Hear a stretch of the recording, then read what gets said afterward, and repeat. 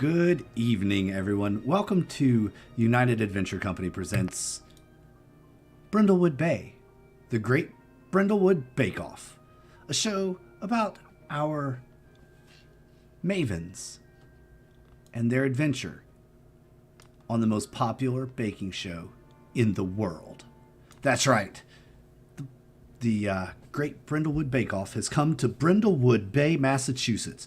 But before we get much further, few announcements for the show. First of all, thanks so much for tuning in, everyone. So glad you could be here. This is our Tuesday night one-shot. The last one-shot we're going to do before Weird kicks off again next week. So make sure you're subscribed to the channel so you can get notified when we go live with Weird next Tuesday night with the test play of Fish Bait. Our title was wrong on YouTube. It shouldn't be. We've been and I just refreshed, so I don't think it's me. Interesting. I will fix that real quick. Should I refresh it too? I don't know why it's doing that, but it shouldn't be that. Yes, the bridges of myrrh. That should not be what it says. Silly YouTube. OBS updated recently, and it changed where you can insert the title and everything, and so now it relies on the stream code. Yep, I noticed that. Because when I do my art stream, I used to just be able to do it all from right there, and not even have to worry about getting on Twitch. Yep, but not anymore. Silly OBS. OBS, yep. Save. There we go. We're good. Should be good now. It is. All right. We'll fix that in post. We'll edit that badness out. Thanks so much, everyone, for tuning in to Brindlewood Bay. This game goes to Kickstarter launch next week. I think the 26th, I believe it goes live on Kickstarter for a full launch. There's some really cool stuff that the Kickstarter's going to give away with part of its Kickstarter levels and stuff. We are working on getting the author and creator of this game on the channel. Hopefully he will be able to join us, probably looking like after the Kickstarter launch, but to answer any questions you might have about the game.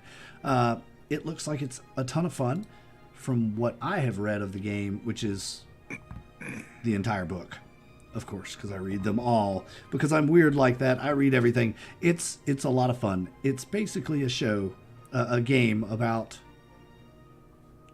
little old ladies in a book club solving mysteries. So think like Murder, She Wrote, perhaps. Yeah. It is a powered by the Apocalypse system, so it's a D6 based system. Pretty simple to learn, pick up, and play. This is a collaborative storytelling game, so we're going to tell the story together. You won't hear a lot of me talking, more asking questions, leading questions, and describing points for the players to describe further in detail about what they do, how they do it, and where they go.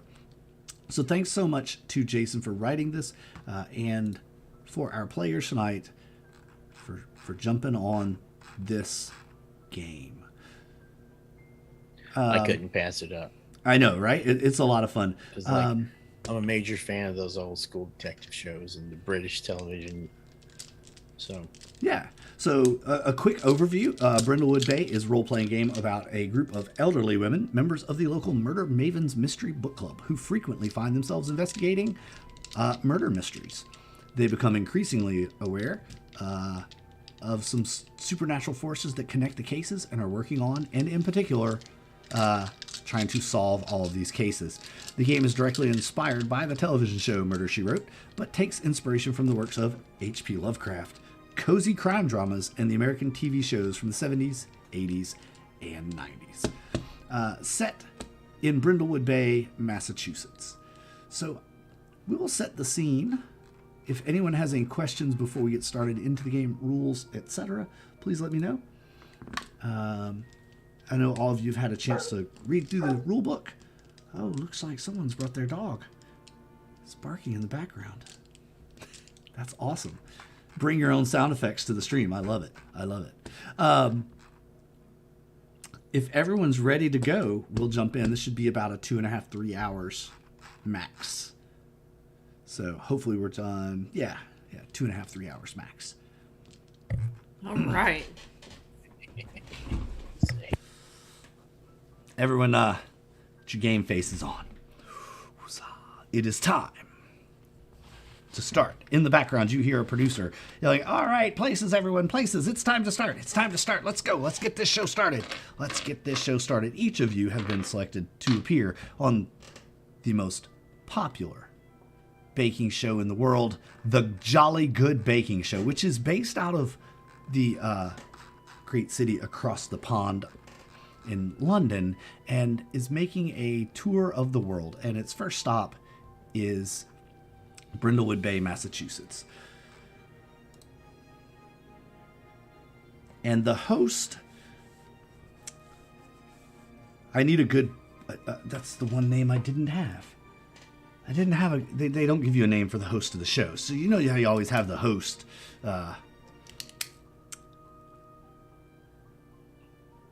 This is why you got to have the random name generator link ready to go. I know, right? That's okay.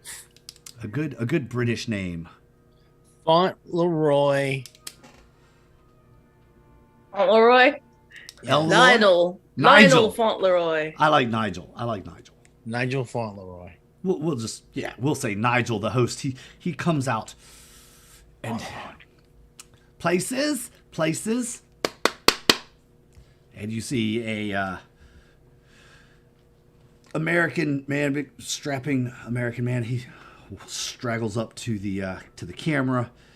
He turns it on, pans around, checks everything, gives a thumbs up to the producer, and you all are outside. The downtown show is set up in the little town square there in Brindlewood Bay, with tents and whatnot to make all of this set. Let's go around and describe to me what you see, and then we'll do character introductions. Just paint the scene for me if you do. What does this production look like to you all? Well, it's probably they probably rented out the volunteer fire department or something like that to use perfect. As a sound stage. That's very American. Or the JCs. VFW Hall. Yeah. And obviously there's cameras and wires running everywhere. Yes. Boom mics, lots of noise, people tripping over stuff. There's a smell of the craft table, coffee going. Yeah, there's a small group of fans outside that like this show quite a bit, and they've driven from all over. We have people here all the way from Boston and Providence, and there's even a couple of people from New York City who showed up.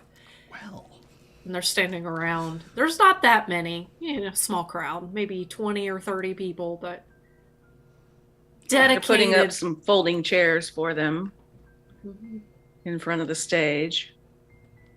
There's a steady stream of cars coming up to the VFW, rolling down their window and asking, is this where the fish fry is tonight?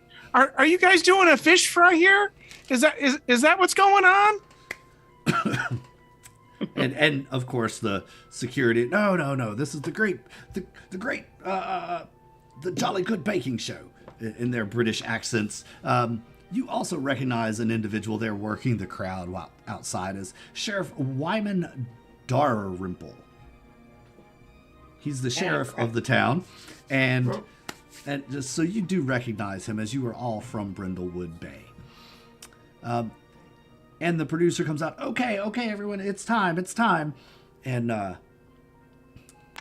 Nigel walks out to the center, and you see several other people, some of your favorites. There's Scott Lamb, a former contestant of the show, who's now a judge.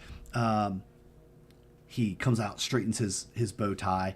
There's Jane Leaf, the sweetly judgmental, elderly, posh British lady. There's Timothy Bush, who's a presenter, also along with Nigel. And there's Sue Mellon, another presenter. There's another contestant, Melanie Blair.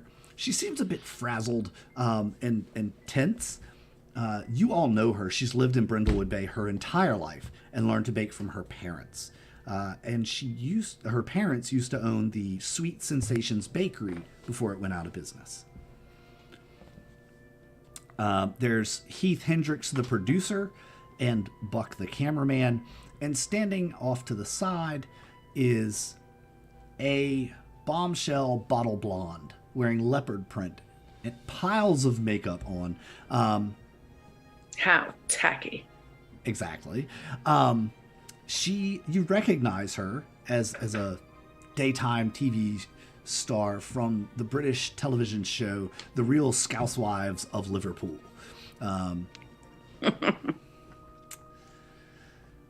Her name is Donna Riviera. All right.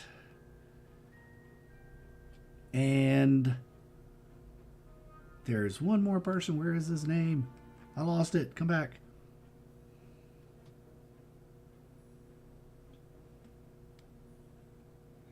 Ah, yes. Paul. Paul Riviera, Donna's husband, is there as well. He is one of the judges. And also one of the most boisterous people on set. He comes strutting out at the last minute, straightening all of his stuff, and he stands tight and kind of scowls over at Nigel.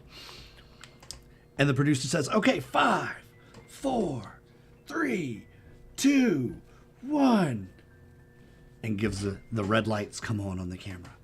And Nigel, welcome everyone. It is I, Nigel. Yes, that's right. From the Jolly Good Baking Show. Today we are all the way in the United States, here over in Brindlewood Bay, Massachusetts, a quaint little town here nestled in the beauty and heart of American culture. And he goes on a minute for a bit of a description about Brindlewood. This small coastal community in Massachusetts was a whaling town in the early 18th and 19th centuries, now largely a tourist spot for its history. The locals have turned their homes to bed and breakfasts in the town, into antique shops and dining shops, artists and artisans of all kinds, and even guiding fishing trips. But what we're here for today is the one thing that we love to do on this show, and that is to bake. And with us today, we have some new contestants. And the camera pans over to Sally Shoemaker, and Nigel walks over. This is Sally Shoemaker. Tell us about yourself, Sally. Yes, my name is Sally Shoemaker. From the Sonoma Shoemakers. We've been in this area for quite some time now, and I have a passion for speed walking. I'm supposed to look at this camera, right?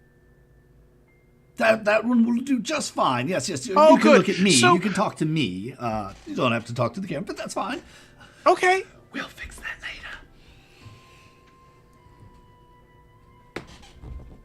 later. Anything else you'd like to share? What? I hope I get a chance to bake my world famous sweet dream pie today. I look so forward to this bake-off. I've been practicing all of my recipes. I've got my scones down perfect. Wonderful. If I might ask, what's your favorite memory of the Jolly Good Baking Show, eh? Oh my gosh.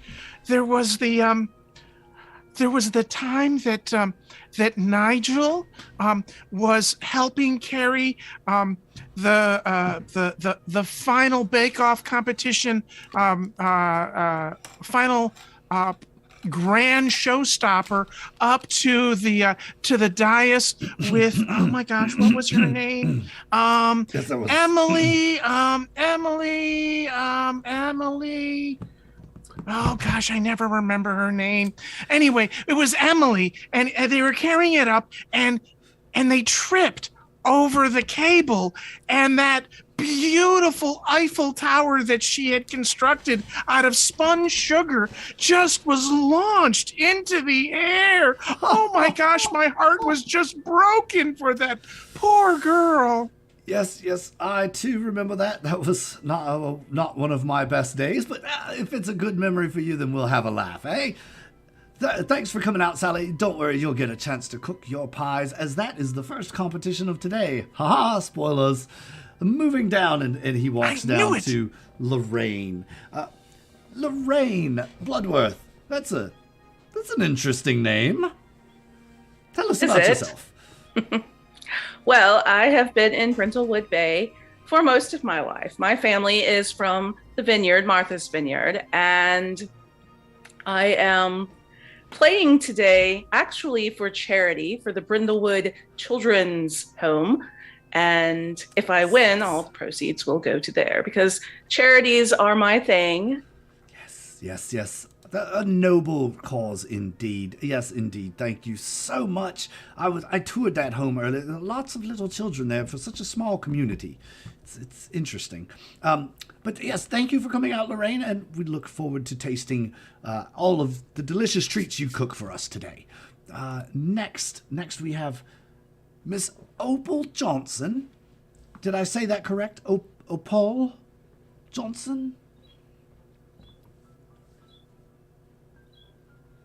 Paul is muted. I can't quite hear you. Speak up. Hold on. My hearing aid. There we go. Yes, opal like the stone. Opal like the stone. Yes. Very, very nice to meet you. What about you? What is your favorite memory of the Jolly Good Baking Show? Tell us something about yourself as well while you have the spotlight.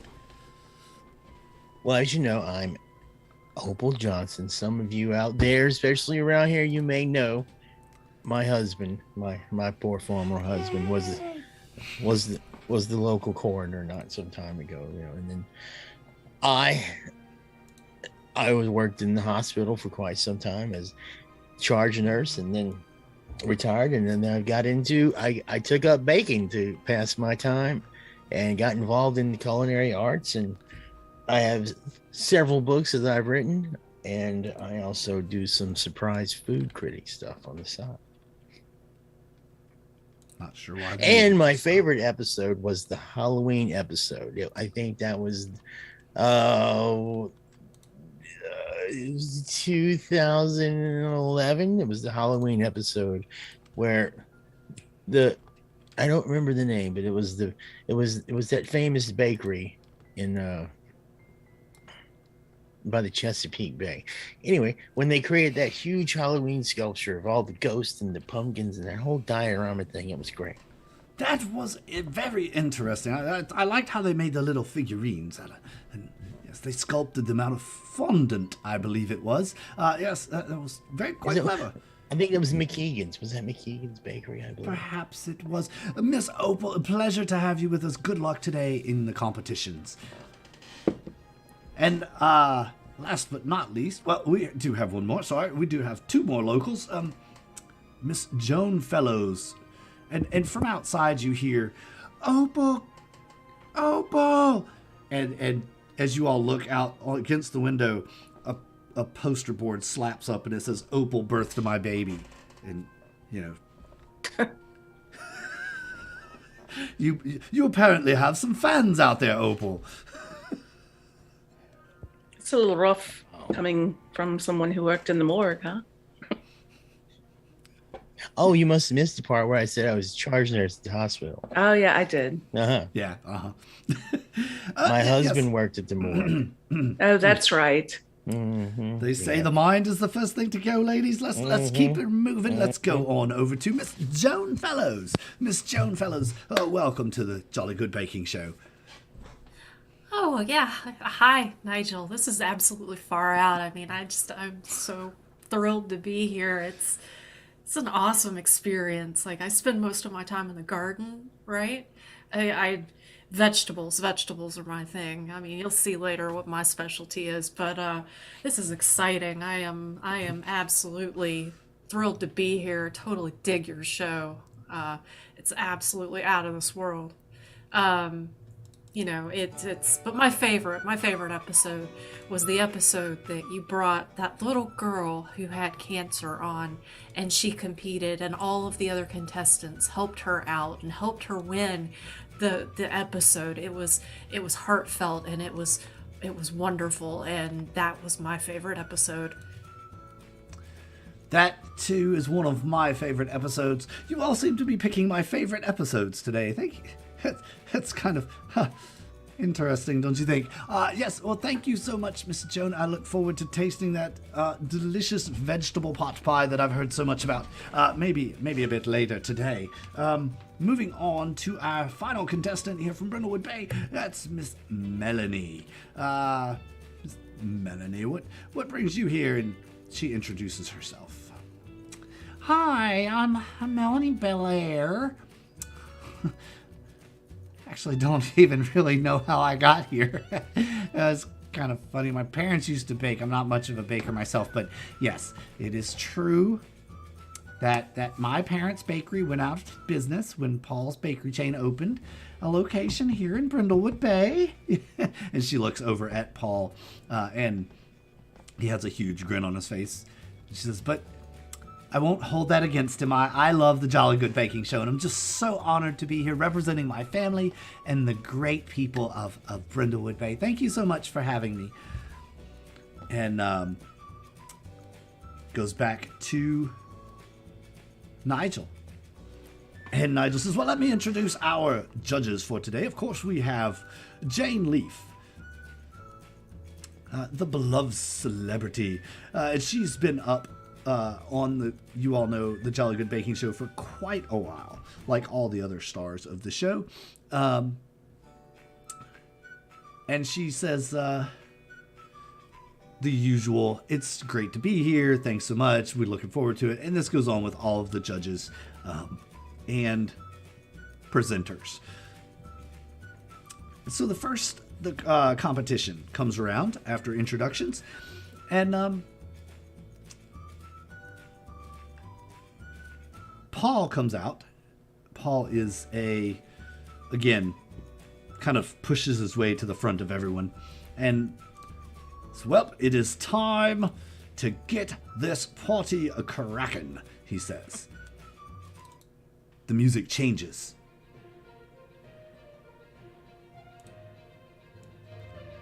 And it's serious time. Ladies, your first competition today shall be pies. You have exactly 38 minutes to make your best pie, present it to us for our tasting enjoyment.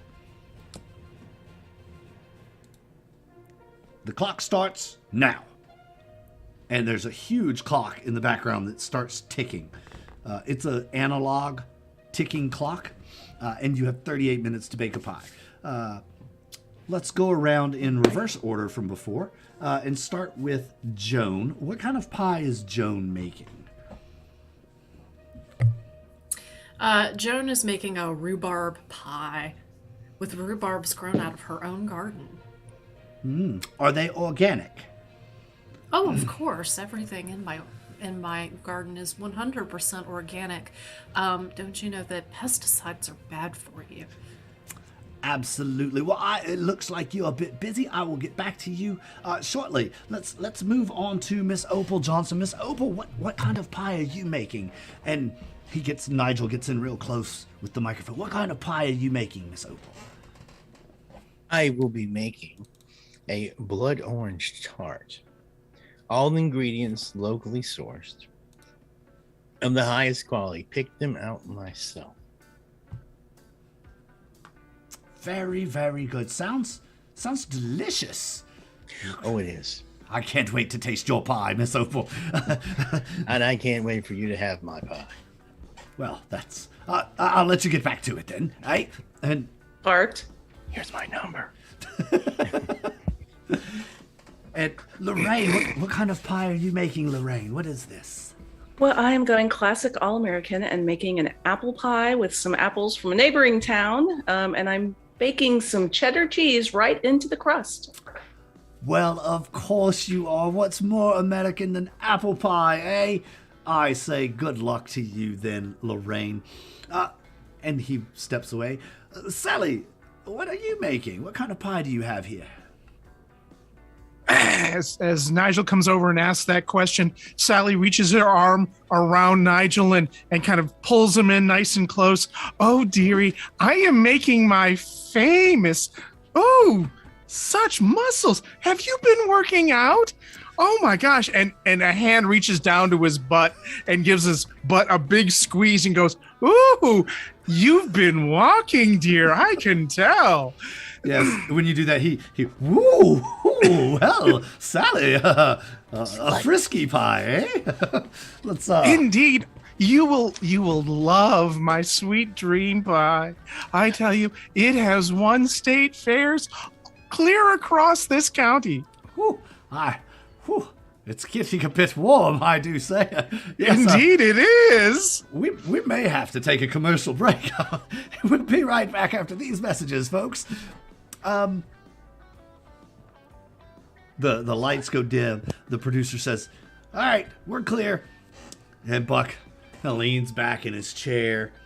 What's going on? Y'all describe to me the scene as you're baking. There's people walking around, the producers, the presenters. What does this look like? Well, I'm going to approach Opal. Oh, darling, I don't know why they have all of us here. Everybody knows you're going to win. Well, that's just not. It's not predetermined. Everyone, you do your best, and we'll. But you're the best baker here, by far. I mean, all I do is grow vegetables. I mean, this is out of this world, ain't it? Like, this is just, wow, it's something else. What a gas, this whole thing. Yes, I didn't know it was so scripted, though, but I know. Yeah, it is a little... I suspected it, but I just... Yeah, it is a little disappointing. I was expecting it to be a little more organic as well. And you know how I feel about organics, and I elbow her a little bit. Absolutely. But I do love his accent. Oh, good heavens. You old ladies are going to run him off. He doesn't know what to do with a bunch of horny old I'm telling ladies. you, what about that Sally Shoemaker? Good God, she had no shame. No, Sally she the has- Shameless. No, of I course she suspected doesn't. a pimp to show up any moment now and take her away. About that time in the background, you hear a bell ring. And Better have my money. Heath comes running out, this stern, balding. Okay. Back to work, everyone. Here we go. We're going back. You ready, everybody? All right. And you can hear in the background the commercial that was playing. Apparently, they're playing this outside for the live audience as well. And it says, you kind of catch the end of it. It's some commercial about maybe some health insurance or something. Medicare, Medicaid commercial kind of thing. It's that Robert Wagner doing some commercial for reverse mortgages or some shit. Yeah, there you go. That's a good one. If Something you along like that, those lines. Robert Wagner, he's fine. He's a handsome man for sure. Mm-hmm. And I will give him a slice of this tart. the bell rings I'm again, sure you will. and Heath comes out. Okay, everybody, here we go. We're going back in 5, 4, 3, 2. Every time he counts, you notice he's one number off from what he's saying. Just right. And Paul Riviera comes out. Oh, and he's standing back on stage. Apparently, he went off. He's come back out. he can't be bothered during these commercial breaks to socialize with the locals down below, you know. And comes back on. Nigel, welcome back, everyone. Yes, we're about halfway through the competition, and it looks like it smells absolutely lovely in here. I must say that these women surely have outdone themselves. And about that time, you hear Melanie, oh dear, oh dear, oh dear. And you look over, and there's smoke just pouring out of her oven. And Oh, good heavens, poor woman. she throws the oven door out. More smoke boils out. She grabs the pie, and whatever pie she was cooking has boiled over. The sugar has caught fire in the oven. The safety team runs over with fire extinguishers. And once the dust settles and the smoke clears, there's the interview with Melanie about what might have gone wrong with her pie. And well, I did say it was my parents' bakery, not mine. She kind of laughs. I don't know what happened. It just well, I guess I got to sit the rest of this one out, huh, gang? Good luck, ladies. And she walks off the stage. She no longer has an oven to cook with. So she is out of the competition. It is just the four of you now. Time is running out. There's another commercial break. Comes back, and 5 minutes left, ladies. 5 minutes. Your pies are just about done. What are you doing at this point? I'm cleaning my work area. Precisely. Getting all your Getting ready to plate. Getting ready to plate. Yes. Does Lorraine also have a tub of vanilla ice cream to go with this apple pie? I'm just kind of If I'm allowed. Yeah, it's your show. Yeah, you can have whatever you want is available. Yes. Whatever you need for your recipe, they made available. So, all right. I did not clean my workspace. Everybody sees that it is a disaster. Absolutely disgusting disaster. Do you have flour in your hair, like all over you, like a big handprint of flour on my tie-dye blouse, and my hair is like all askew. Nice. Of course. And Sally doesn't look worried about this at all. Her Jell-O is setting up nicely in the refrigerator at the moment, and she's just sitting there beating a batch of whipped cream at the moment. Just making it very, very fluffy. Exactly. Got you. Stiff peaks, shall we say? Stiff peaks. I was gonna say you beat me. Stiff peaks, dear. Making those stiff peaks. Yep. and Opal, of course, has the comment.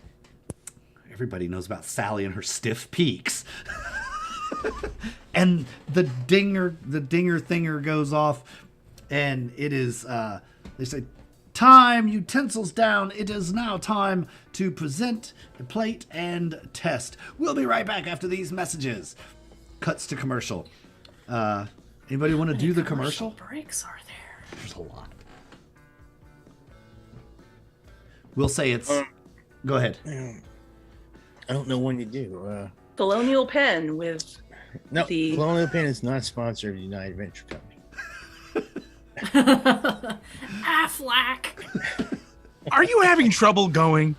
Well, let me tell you about. Let me tell you about prunes.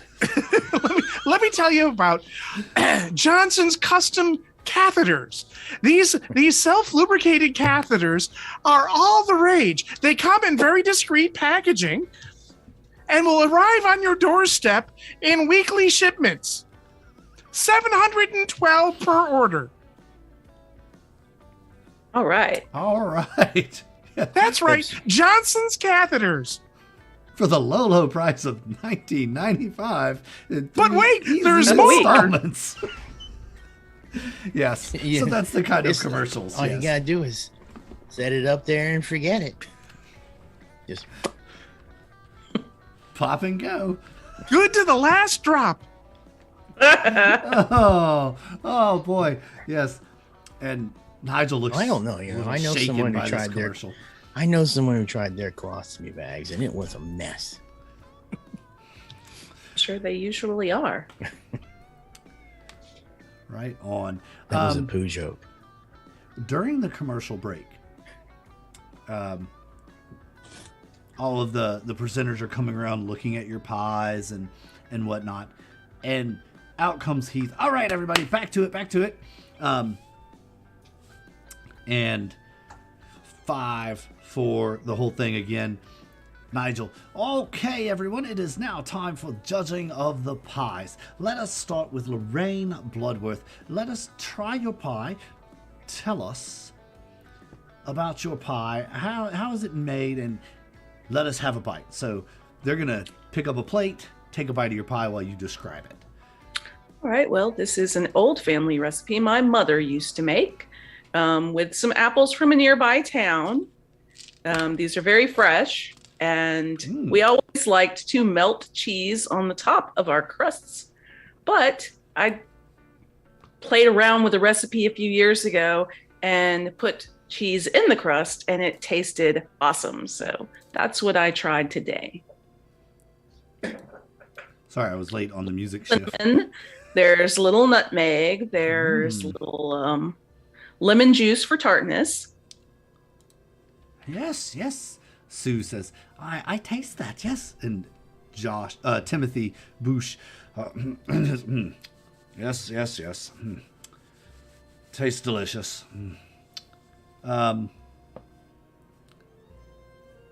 Paul Riviera looks down at cheese in a pie. I've never heard such a thing. Takes a bite. The rest of you, we'll go around and we'll start with Sally, because this is what the book says we're supposed to do. Is, Sally, do you think Lorraine's pie is a triumph or a disappointment? I don't know. Stuffed crust pizza pie. If you ask me, it sounds like a pizza. I mean, whoever would think of putting cheese in the crust? That makes no sense whatsoever. I don't know. I really don't think that. I don't like it. Oh, okay. Joan, how about you? Do you think that Lorraine's pie is a triumph or a disappointment? Oh, I can't even touch that. It's not vegan. That is true. It's true, because there's cheese in it. Opal, triumph or disappointment? Well, I believe that it would be a triumph because that is a classic recipe, a classic Americana recipe that she has worked in some more modern technique to and has really elevated for where it was, brought it up from what some may call, a little pedestrian and elevated it such that I believe it's going to be a success. All right. And the judges are Jane Leaf. She comes over. She leans in close to Lorraine. She says, "Don't fret, dear. Your pie has a perfectly adequate taste. Well, thank you. It just looks a little informal. But it tastes fine." And Well, I didn't have time to make the fancy crust. yes, those fancy crusts will get you every time. All right, moving on. Sally Shoemaker, let us have a taste of your pie, would you? Indeed, this is my famous sweet dream pie. As you can see, it starts with a graham cracker crust, and then if you notice, it's got 3 layers in there. The bottom layer, the white layer, that one is a Jell-O mixed in with a little bit of sweetened condensed milk, and then instead of water when making the Jell-O, I use vodka in that one. Then the next that's the kicker. the next layer up is the red. That's the cherry. See, the cherry brings in a certain bouquet and flavor, and that is very clear. And that is because we've used tequila in that. Tequila really clears that one out. And then I think the last Sally's layer trying to kill me. The last layer on top, that's blue. See, that blue, you get that nice deep blue color. That comes from the rum that you put into it. You put that into it. And then if you notice, I garnish it on top with little pieces of candied red cherries and blue pineapple and green cherries along the top, and then you add a little bit of whipped cream on top of that, and then a little dash of we use this it's a family recipe, shall we say, moonshine, and we light that on fire, so the whole thing is flambéed, and it gets served to you just in this raging, flaming pile of Jello pie, sweet dream pie. And Paul Riviera looks absolutely mortified. He looks like you just served him a plate of raw crap. Oh, honey, just wait till you try it. It will knock your socks off, I promise. Jane, Leaf, and Scott, they are applauding you, and they look at Lorraine. I'm sorry, Lorraine, but this might very well be the most American thing we've seen since we've been here on this side of the pond. This is definitely red, white, blue on fire. I mean, and all the alcohol. Whew, we're going to need the rest of your pie so we can sober up after eating this one. Hey, if only I was Scott. But I'm not. See what I did there? All right, and so Lorraine, we'll start with you. Is Sally's pie a triumph or a disappointment? Well, I was kind of with it until the fire thing. A little bit of a hungover nightmare, maybe, but I'm sure that it tastes wonderful. And Nigel leans in. Honestly, after the first bite, you don't taste a damn thing. Opal, how about you? Do you think that Sally's pie is a triumph or a disappointment? I truly can't decide. I can't say. I mean,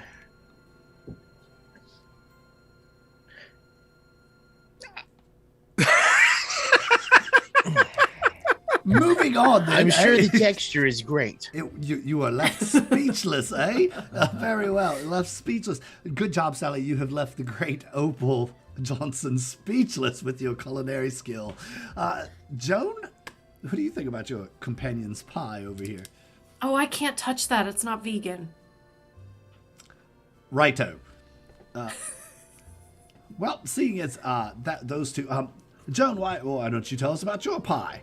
This wonderful. Yes. So this pie is made with all natural, organic rhubarb. It's pretty much your standard rhubarb pie, except that it's vegan.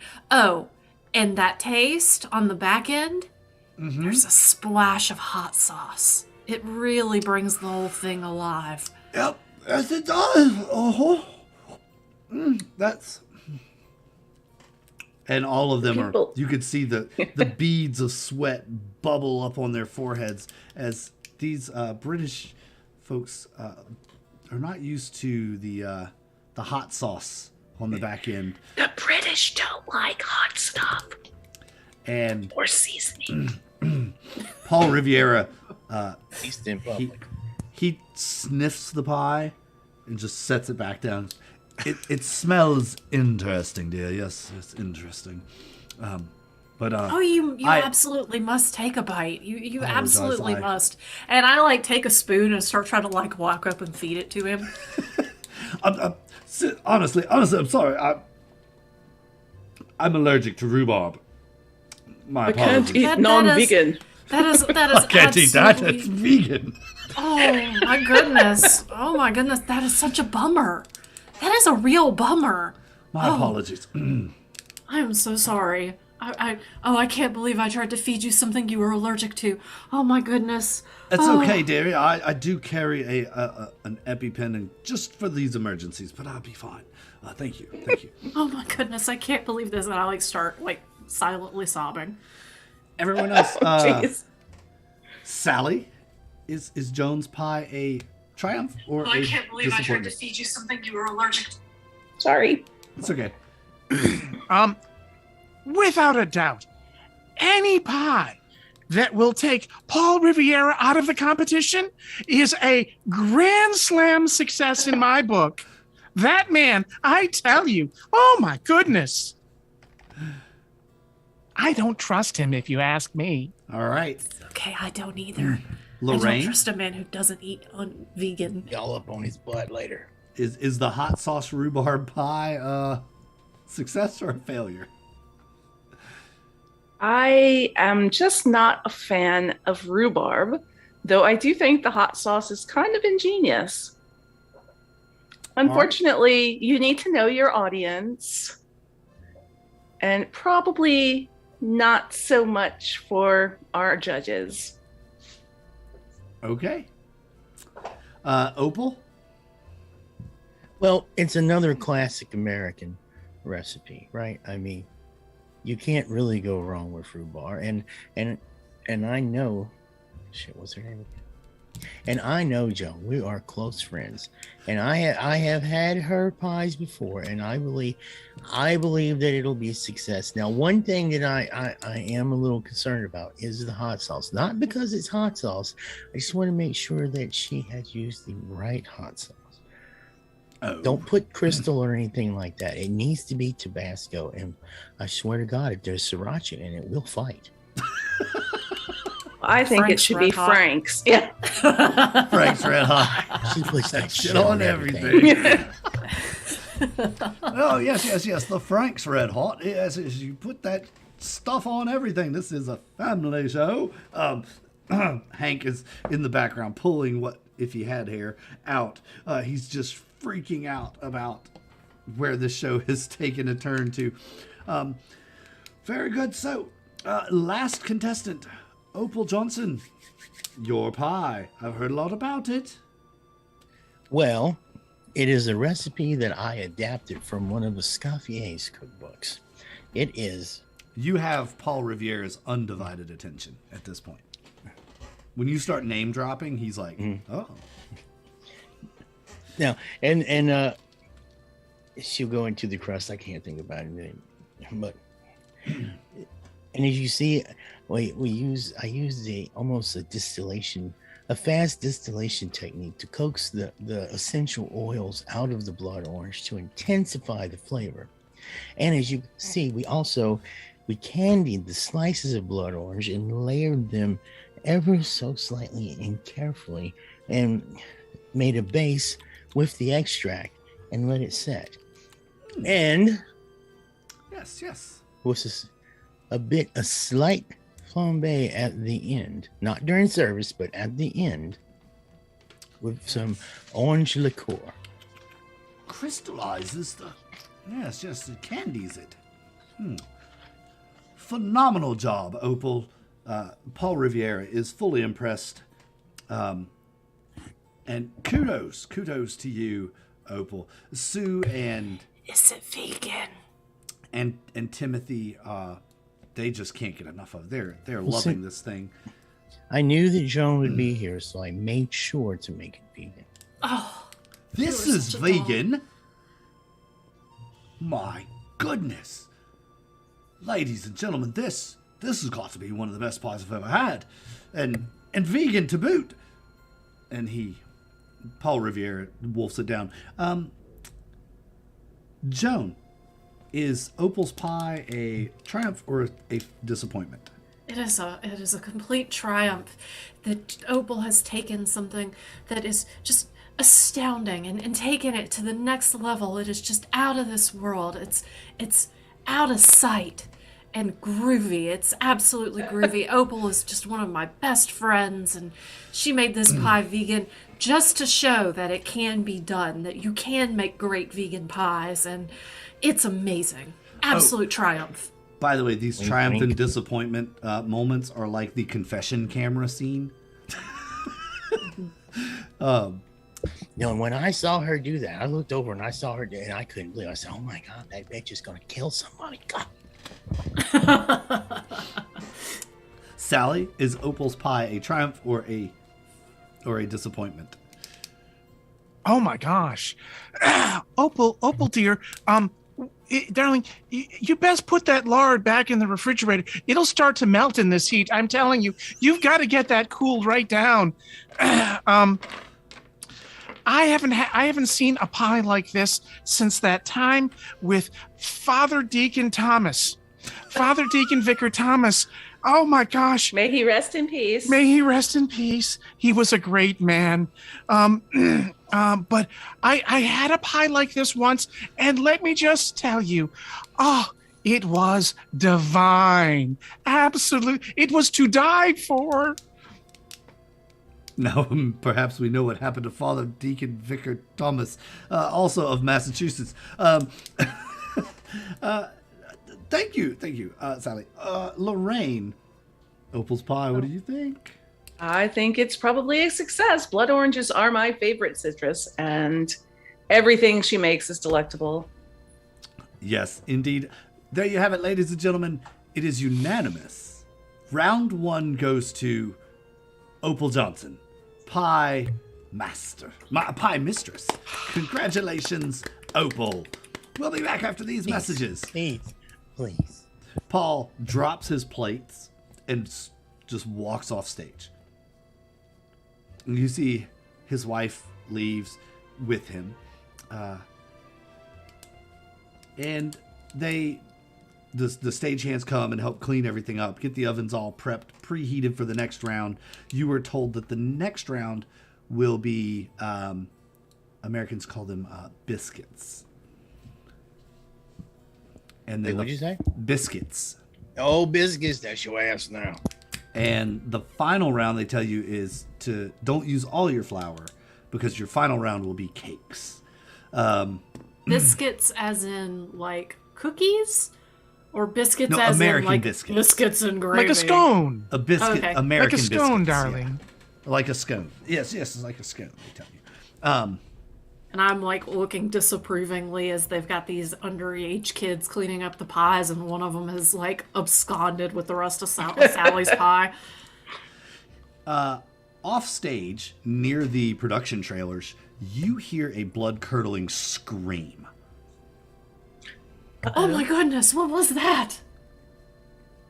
And you look around, and there are very few people on set here. Actually, none of the crew is here. None of the cast is here. There's just a few of like the PA, like the production assistant. Maybe the grip for the mic is here. There's just like nobody's. Like none of the people that you know are here. Well, come on, ladies. Oh yes, I smell a mystery. We must find out what happened. Yes, it's mystery music time. So we all Oh my goodness. The only thing I love better than cooking. Pull the we all apron do off. some power walking towards the scream. Yes, and you see, as you get off set, you see a small crowd has gathered around one of the trailers, a large gold star on it with PR written in it. The sheriff is there taking a statement, and you see Mrs. Donna Riviera standing outside, the makeup pouring down her face from the tears and crying.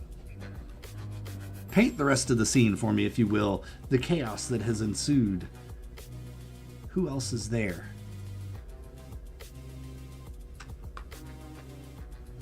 Key grips are running around like crazy. The best boys are sprinting across the set.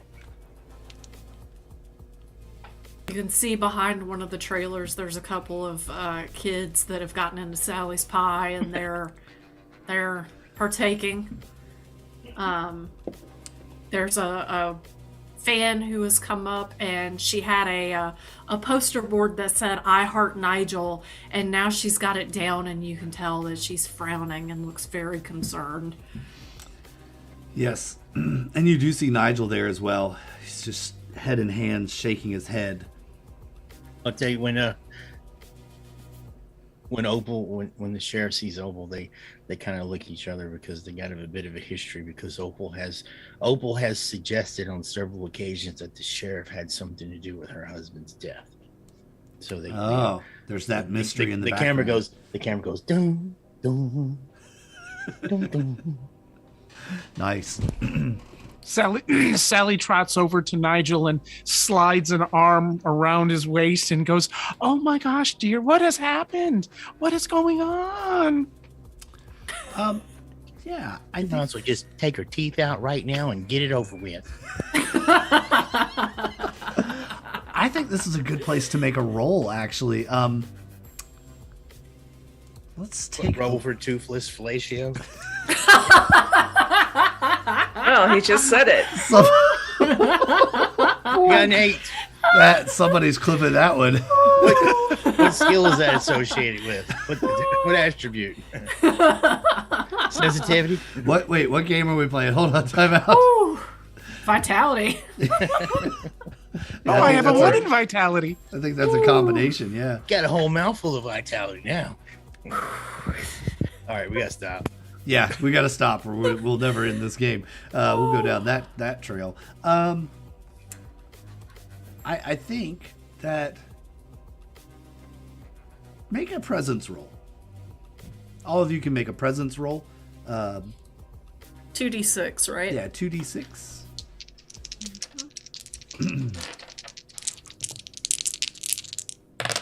Double 5s. So 10 plus your presence if you have anything. I have nothing in presence. Okay. All right, I got 7. I have 7 as well.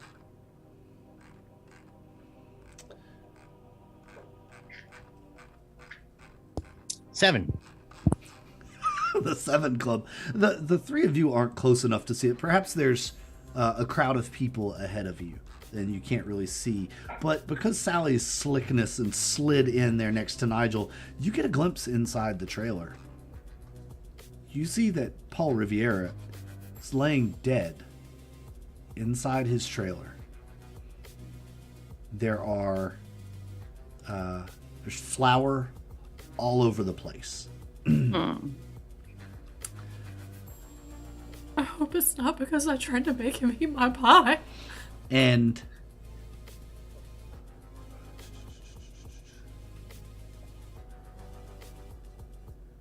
where's the rest of it?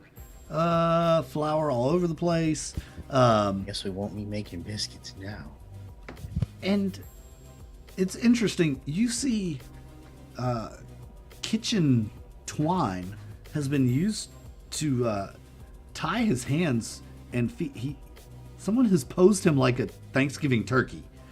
Well, goodness, whoever it was very quick. Indeed. This Indeed. reminds me of that time that my sister tied up that turkey and tried to cook it, and, well, the turkey wasn't dead. Oh, your sister. Wait, did you activate something? She always was such a card. Sorry, what? No, there's a move in the book when you go. This reminds me of. Oh yeah, were you using one of your moves for that? Are you using a Maven move? Sorry. Well, it's not a Maven move. It's, there's a section called Crown of the Queen, however. Oh, you're going to And, use that move. Yeah. All right, so you're putting on a crown? Let's see here. Well, let's see. If you put on a crown, then you can... That resets your roll to a success. If you use the Crown of the Queen and the Crown of the Void, the Crown of the Queen represents the idea that you're Maven as a woman. The text involves flashbacks to her life as a partner, mother, sister, and present-day scenes that show her being romantic or having a complicated inner life. No, it's none of that. It's Being more tied- along the line. Being tied up like a. No, I mean- it's more along the lines of an end of session, did you share a memory of a late family member? That's Okay. more like what I just did. Okay. Fantastic. Alrighty. So you're not putting on a crown. No. Okay. All right. Anyone else? I am patting the poor widow on the shoulder and asking her, "Did you see what happened?" She says, "No, I came in and there was just I had gone to the toilet trailer, and when I came back it was like this." How long were you gone? And from the time that the first round wrapped until now, it's probably been 15 or 20 minutes. And she says, "I was only gone for a few minutes. It was just moments, really." And she is the picture of a trophy wife, basically.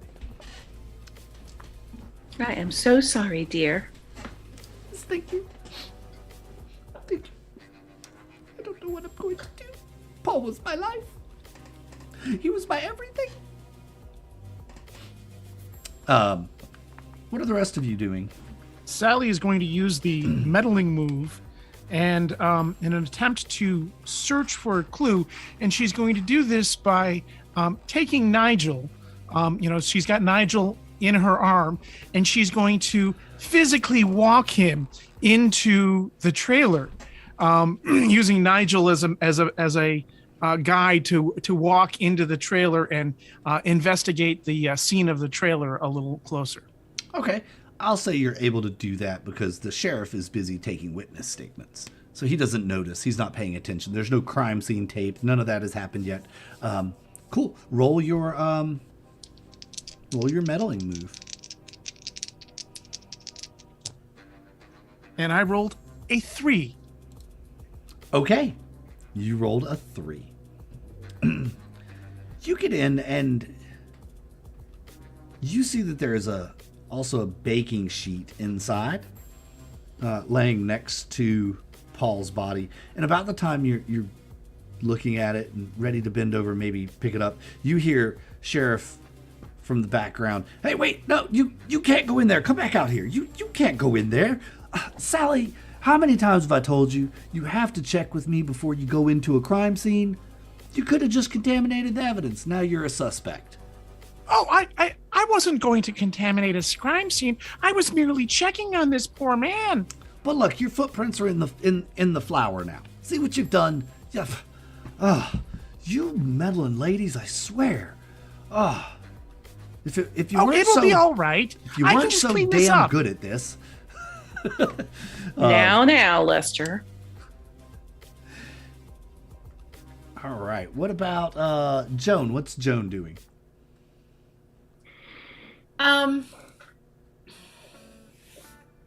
So I am going to lean over to Opal and say, I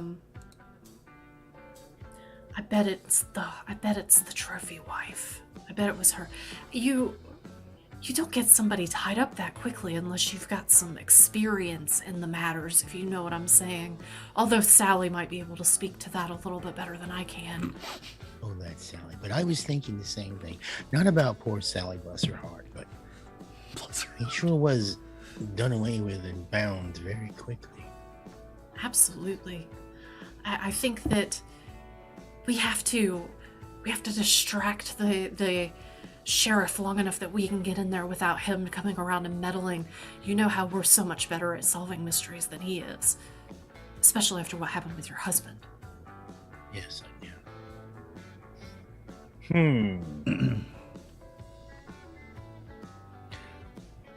Well, I don't know if I would feel comfortable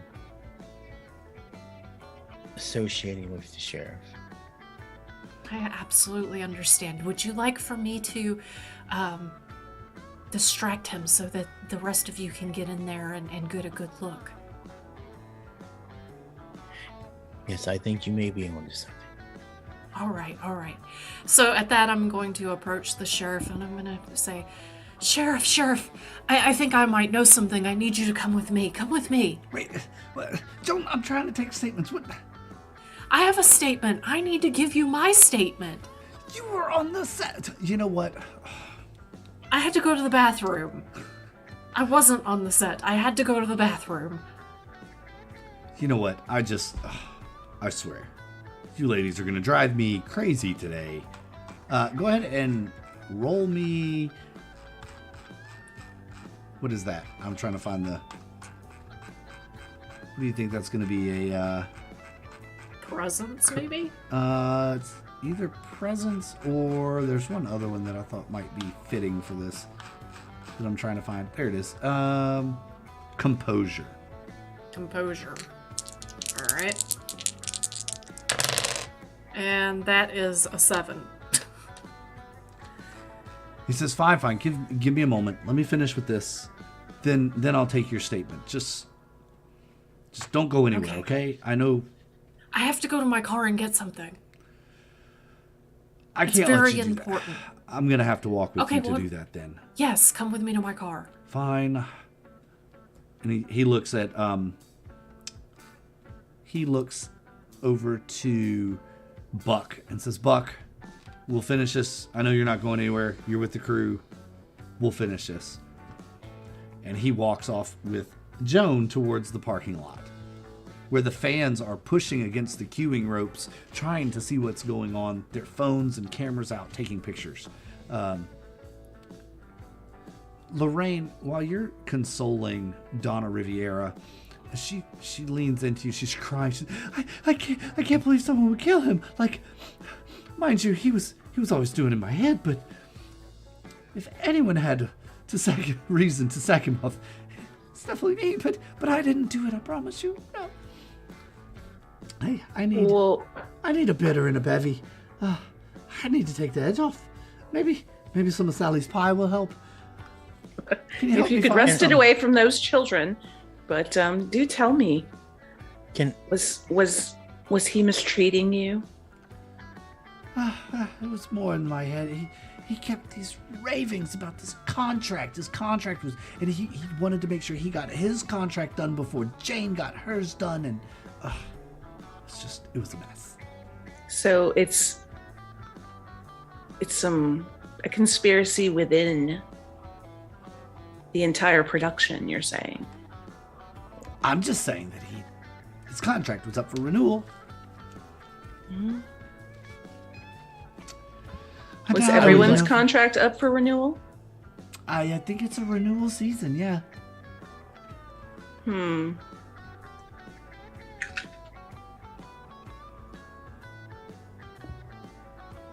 Was there anyone he was particularly grumpy about? Go ahead and make me a presence roll on that one. Seems like you're kind of prying just a little bit more information there. So go ahead and make an 8. An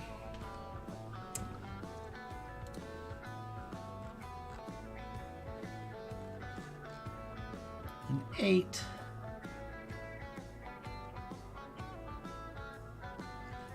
All right.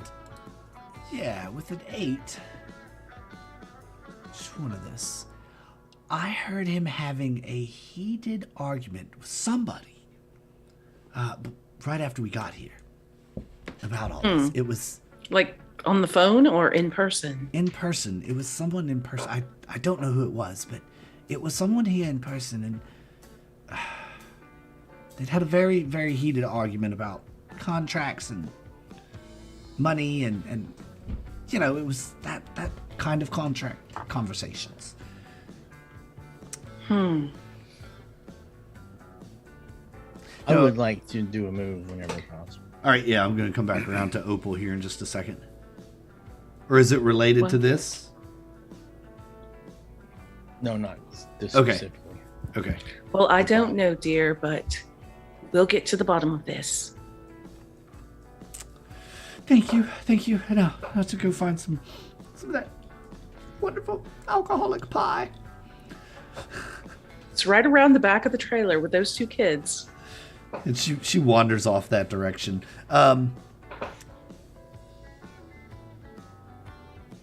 Go ahead, Opal. What move are you gonna do? All right. Sally's still standing in the trailer with Nigel. So, what do you do, Opal? I would like to. I don't know if it's going to be straight reason or if it's going to be considered. I'm going to use my investigative style, which is, my medical background, Right. and I'm going to examine the body to see if I can find the cause of death. All right. Go ahead and roll with advantage. So that'll give you 3 dice. Keep the 2 highest sum, then add the modifier and the relevant ability. Oh yeah. Because you have this medical background, I'll give you advantage on this roll. All right, so that is 11, 12, 13. 13, you say. All right.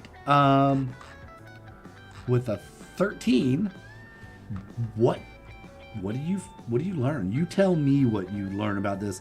I will say the body is covered in flour, bound. You see not far away there. This is the clue that you get. There is a ball gag, some handcuffs, a riding crop, Damn, Sally.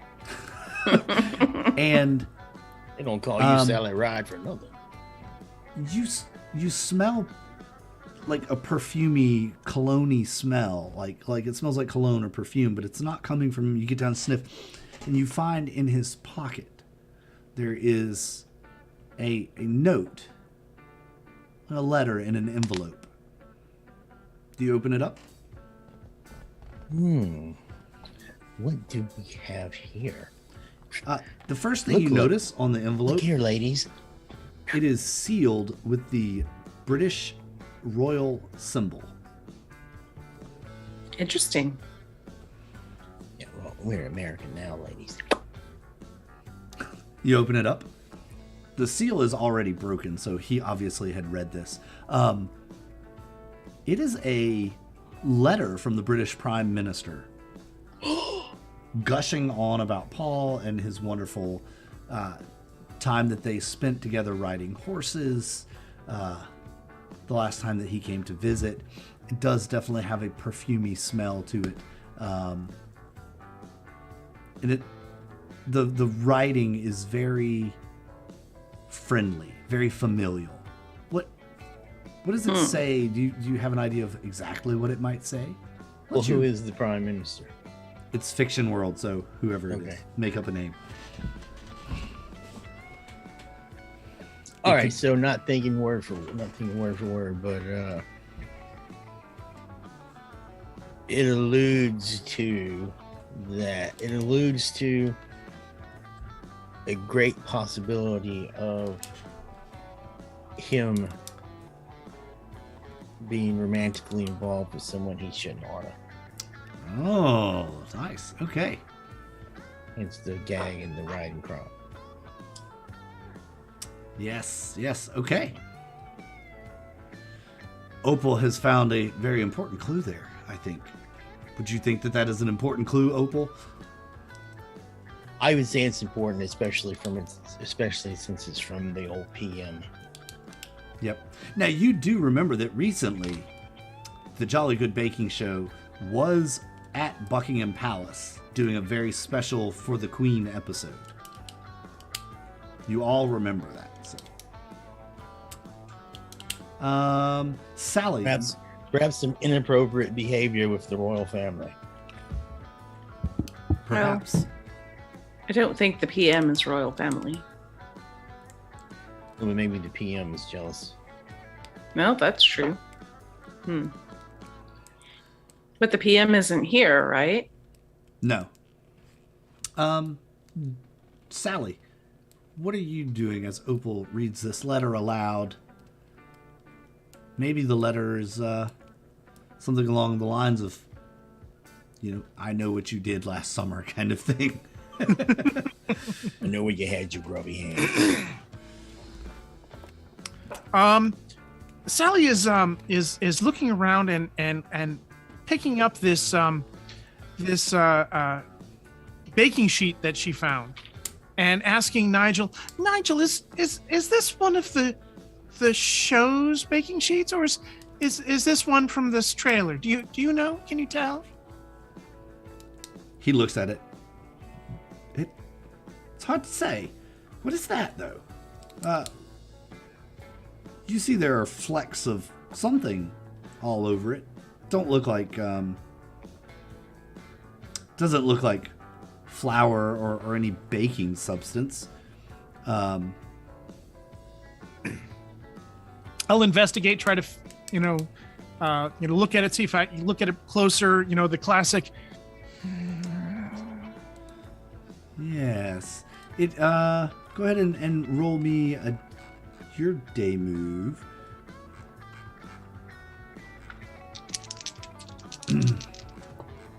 And I rolled a 3. A 3. All right. Indeed.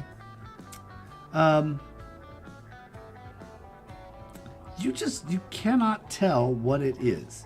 You pick it up, you sniff it, you rub it in your fingers. You want to taste it, but you think about it for a moment, not knowing what it is. Do you taste it anyway? It could be dangerous. I hold it up to Nigel's lips and go, Nigel, would you tell me what this tastes like to you? Do you just put it on his lips? The finger goes right to the mouth. Oh dear. He spits and spats a bit. That tastes like some sort of well, it's kind of sweet actually, but it doesn't taste like a food. Oh, what, did you poison me? That's my finger, dear. You did. Does it smell like almonds? and I just take my finger and I just start drawing it around the outline of Nigel's lips. He says, "You are poisoning my heart, dear. You need to stop. Oh, it's getting hot." Can I take a look at the substance to see if I recognize it without putting it in my mouth? Yes, you can as well. But how are you gonna handle it at all? Well, I will first of all put on some of the gloves that I use for baking. Okay, you're baking No, gloves. Right up. Well, no, these are the Those little thin, like, lunch lady gloves? no, these are like the latex gloves that Okay. the professionals use, when they cook. Yeah, I got you. And she'll take may I, Sally, and take the pan. And So this is going to be a day move. So you're not sure what this is. So this is taking a risk in doing this. So this is going to be a day move. well, I'll have a look at it, and I'll give it a brief smell. All right, is it something that I could use my medical background on, or just No, it would probably just be a reason? Yeah. 7. 7? Yes. Let's see. On a 7,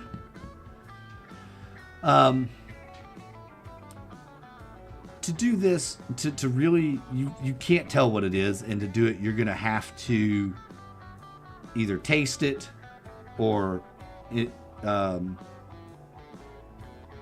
investigate it like in a microscope, or investigate the trailer more to see if you can see where it came from.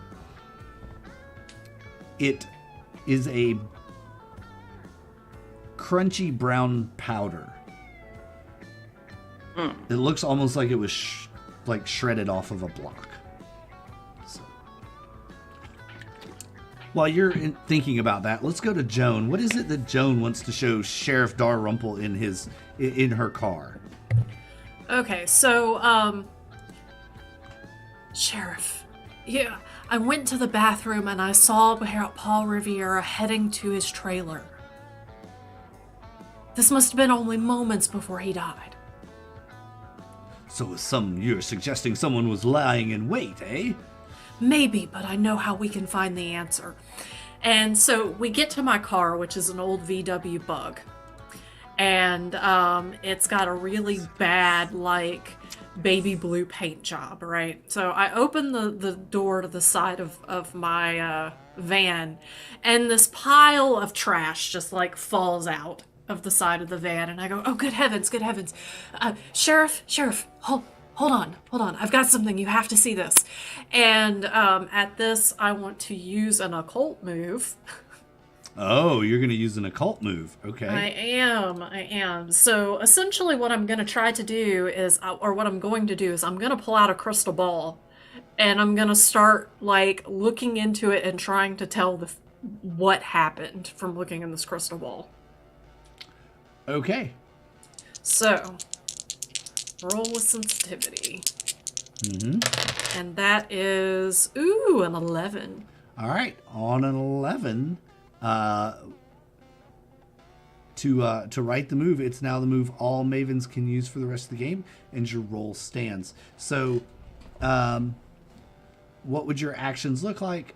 What triggers this crystal ball effect, and what do you see in it? Okay. So ultimately, what could trigger it is anytime when somebody says, "Oh, we should have Joan look in the crystal ball. Last time we had a murder, she saw everything in the crystal ball."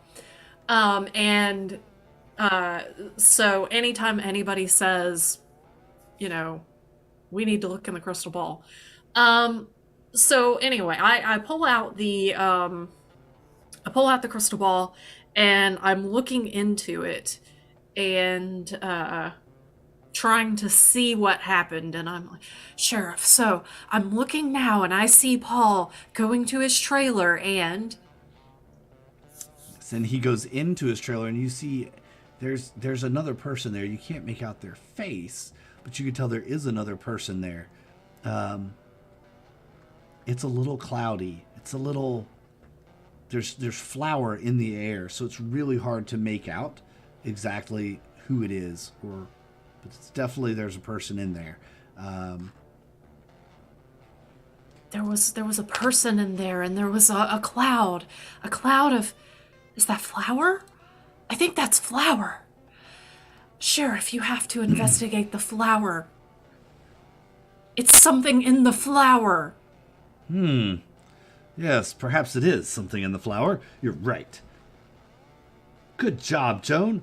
I knew I could count on you. You always come through with these little tips. Thanks so much. Oh, you know how I'm just very sensitive. I'm in touch with the other side. So that would suggest that he was tied up after he was dead. So not at all like my sister and the turkey. Yes, not at all. The turkey was probably dead first. No, Sheriff, the turkey was still alive. My sister had kind of started to lose it a little bit at that point, but that was the first clue when she tried to bake a turkey that was alive.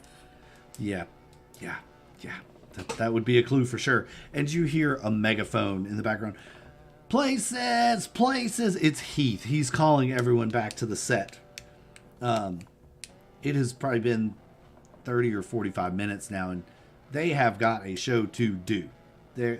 No matter death or not, the show must go on. They'll find a way to explain it.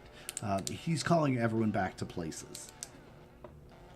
That's very strange. I guess it's the British way, though.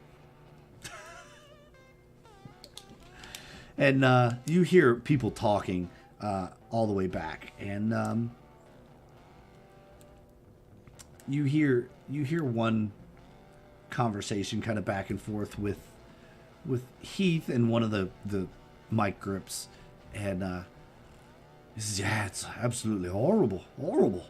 Do I sometimes wish he was dead? Yeah, absolutely. But did I kill him? No way. Paul Revere may be a pompous, arrogant ass, but he's our pompous, arrogant ass, and everybody better make sure they know that." Like, that, you kind of hear him say that as you walk past him. I say to the ladies, I guess all British shows have to have at least one pompous, arrogant ass. All right. Heath rounds everyone back up and starts round 2 as he starts the countdown. 5, 4, 3, and all that good jazz. Hey, on the way to my, I was muted. I'm sorry. On the way to the station, I want to pass by. On the way to my station, I want to pass the lady whose pie caught on fire. I can't remember her name. Melanie Blair. I want to pass by Melanie Blair's station and make a meddling move to see if I can find a clue that might connect that substance on the pan. Okay. I was picking up what you're laying down there. Yeah. Picking you up. Here we go. 7. There's just too much charred waste here and fire extinguisher dust. It's really, everything's a mess. You can't really make anything out, sadly. Anybody else before we get back? I'm gonna be the last one running in because I was at my car Yep, and I you were was out by the fighting car. to chuck all of my like disposable planters and my gardening tools, and my tarot cards fell out and all over the place, and a bunch of newspaper and just all kinds of various and sundry crap. So I was throwing it all back in my van, and I run in and I run up to Opal and I say, Opal, I saw the strangest thing in my crystal ball. There was a cloud of flour. Yes, the body was covered in flour. Yes, that had to be it. Do you think it was something in the flour? It's possible. We also found some strange substance on the pan. Are you all Almost as if it was... theorizing here at this moment? I I mean, think guess so. we could. If we're all together. I mean, you could, and you can do, this is maybe that first initial theory, all your ideas coming back together. You know how those great mystery shows have those multiple theories that play out. So perhaps this is that first round of theorizing. Sure, go ahead, theorize. Have your conversation about it. Let's. All right, so... So perhaps perhaps whatever was in the block is mixed into the flour. Do you think it was heroin? Maybe he was allergic to heroin. Dun, dun, dun. Well, the heroin didn't have rhubarb in it. Mm. Who puts rhubarb in heroin? I'm not sure, but isn't heroin a little strong for a hippie? Well, I don't do heroin. That's why I don't know. Well, all right. So, who you want to roll, or you want me to roll for theorize? One of us has to roll. Does Lorraine or Sally have anything to chime in on this theorization? Do you guys overhear them, or are they talking too quiet? Oh, I'll listen.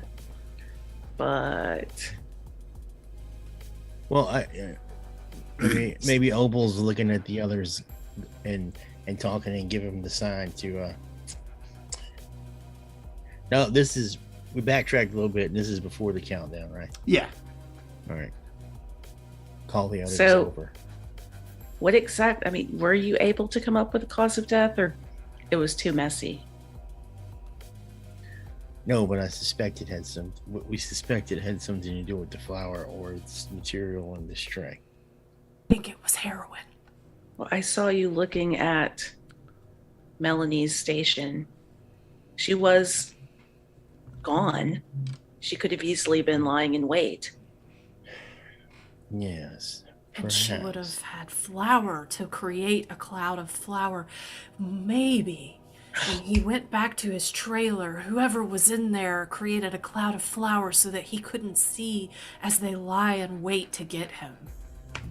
So, who in their right mind would have invited her to be on a cooking show? We all know that she's, bless her heart, she's not too good at this.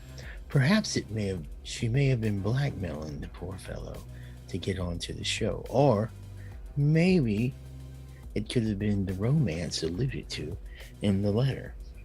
Or maybe she's just a red herring. Pretty sure she's not a drug dealer. Huh? Heroin. I mean, did he shoot up with heroin and then bind himself and cooking twine? Oh no, no, he didn't have time to do that. Since someone bound him and then injected him and he overdosed within less than a minute? I've heard of crazier things. I mean, Sally, do you have any insights? Do you think it was heroin? I don't know. My suspicions lie more with that ball gag. I don't know who in their right mind would use a ball gag this time of year. I tell you, this is not the time of year for ball gags. Everyone knows that this is the time of year for bridals and riding crops, not for ball gags. My gosh, spring is not the season. Speaking of time of year, his wife did mention that they are going through contract negotiations, and he was having a very livid fight with someone earlier. Oh, heavens.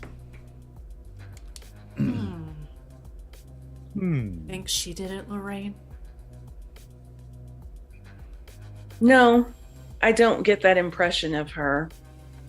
Though she did kind of half admit that she would have, but it just ran out of time for her. She did seem kind of stupid. But I wonder if he might have been poisoned beforehand. Pre-poisoning. Yes, and then the tying up and the flour just to cover that up. Absolutely, that makes a lot of sense. Lorraine, you're the smart one of the group. It sure is a complex thing, though. Well, I do think it is probably some type of conspiracy theory amongst the entire group. Absolutely, that makes so much sense. Maybe they were trying to oust him. Maybe they didn't like his presence on the show. Maybe they wanted to be the one show without the asshole. Heroin? It's a good way to kill people. Wait. I mean, if you Brown black material. tar heroin. The brown material on the baking pan that we couldn't Black identify. tar heroin. Black tar Perhaps. heroin. Perhaps it could have been heroin. Yes. Wait, didn't y'all just discover that? I mean, didn't y'all just think about that a while ago? I'm No, confused I just now. made the connection. I just made the connection from okay. heroin to then heroin being on the. See, come on, Opal. Yes, this is what I was saying. Heroin on the baking sheet you told me about. All right, can I use my medical background to just get a dab of the heroin to see if I taste? I'm gonna spit it out. I will say that would be a day move, and you do risk getting high. That is the risk that you will face. Is that if you fail, you could very well have a heroin high. Can I use my medical background because I had people come in the hospital. Yeah, I'm sure you had Overdosing. overdosing. Yeah, you can use that medical background as advantage. Yeah. Let's see. This could be heroin. Did you taste the people?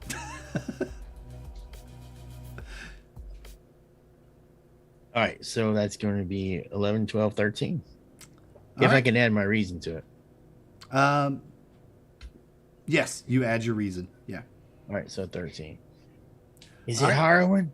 You think it very well could be. It could very well be.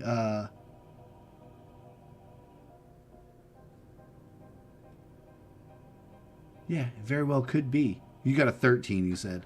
I have to look above 10 because on a 12 plus, you do what you intended. You have no fear of tasting it. You do taste it. And you do think that this very well, it's either heroin or rat poison. You're not sure which one. Well, actually, arsenic is very, very unique. So, Well, Yeah, but we use different It things for rat poison here in Brindlewood Bay. Heroin will kill the rat problem. If you give them black tar heroin, they'll all drop dead. But you're not worried about it being too much for you. You were smart enough about how much you tasted. You know. I don't know. Either If you way- ask me, Either way, it's poison. I think Donna Riviera knows her way around a ball gag and tying knots, if you know what I mean. Just look at her. You mean she gave him poison-laden anal beads? It would have taken her so long to get out of that cat suit. And she would have needed at least 3 people. Did you see how many laces I really it had? don't think it was her, fellows. Do y'all want to make Lorraine, a if you said that, I theorized think you're roll right. and see if you can uncover a little bit of the mystery? Somebody want to roll Yes. that? It's so you're gonna roll plus the number of clues found, which is so. Theorize. Roll the number of clues found plus. It says roll plus the number of clues found. So 2d6 plus the number of clues found, which is 4. So it'd be 6d6. But that doesn't make sense. Or is it 2d6 it's- plus 4? 2d6 plus 4. Yes. Yes. And then subtract the mystery's complexity, which is 7. Do you add a reason or anything to it, or you just make that Nope. roll? It is not subject to any modifiers on the die roll, advantage, effects of the crown, mysteries, nor can it be affected by putting on a crown. So it's just a straight up die roll. All right. Who wants to roll it? You can roll. You have the most d6s. I don't Actually, know. I got a Lindsay has brick a lot. over here. Just saying. I have 1. I got a whole brick. There we go. Yeah. Oh, there you go. You think you special? Yeah. That's where all my d6s went. Is that enough? Is that enough? Those little ones are mine. There's more. I have so many dice. So many dice. Oh, yeah. A mess of them. Well, I don't one care day- who. Just somebody roll the damn One day thing. we'll have Yes, a dice roll. off. Fuck it, I'll roll. How many? 2 dice add 4? 2d6 plus 4. All right. You've been rolling pretty well tonight, so. Yeah, oh, another 11. Plus 4. So 15. You rolled 11 plus 4, so Yeah. it's a 15. Minus Yeah. 7 is an 8. Okay.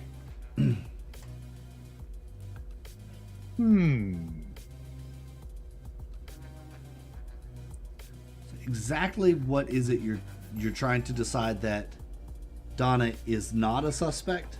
I want to make sure I answer the correct question for you. Was it heroin? Or was it heroin? What's the I don't- question? heroin, I Did- believe, was the best. Well, we knew it was heroin, or well, we have a pretty good idea it was heroin already, right? It's either heroin or rat poison. How was it? So it's safe to say he was poisoned. Yes. I would give you that. Yes. So I guess the question is, how was he poisoned? Yes, or when? Or So by you- whom? So you theorize that the cloud Well, he wasn't of, high. the cloud of flour was. I heard you say, and if I think I heard you say that the cloud of flour may have been how it was applied. Correct. It was the vehicle the vehicle for the for the poison, hiring. right? Yeah. Okay. The delivery vector. Yes. Mhm. So that is Inhalation. correct. Yes. That you do believe that he inhaled some poisoned flour of some kind. But now you all are concerned because you also went into the trailer and perhaps stirred up a little bit of that flour that was on the floor. And so now you're worried, did you ingest poison as well? It would have had to have been a quick acting poison, and I don't think heroin would have done that. So, there you go. Yes, the flour cloud was the poison vector. but now you're a little worried. And who done it? You still don't know who done it, but you know what? On that, I'll give you a. Do you have anybody in mind? Well, Joan, am I mistaken? Or did when we first encountered the crime scene, we saw some kids eating your pie over by the trailer? Sally's pie. Sally's pie, that's right.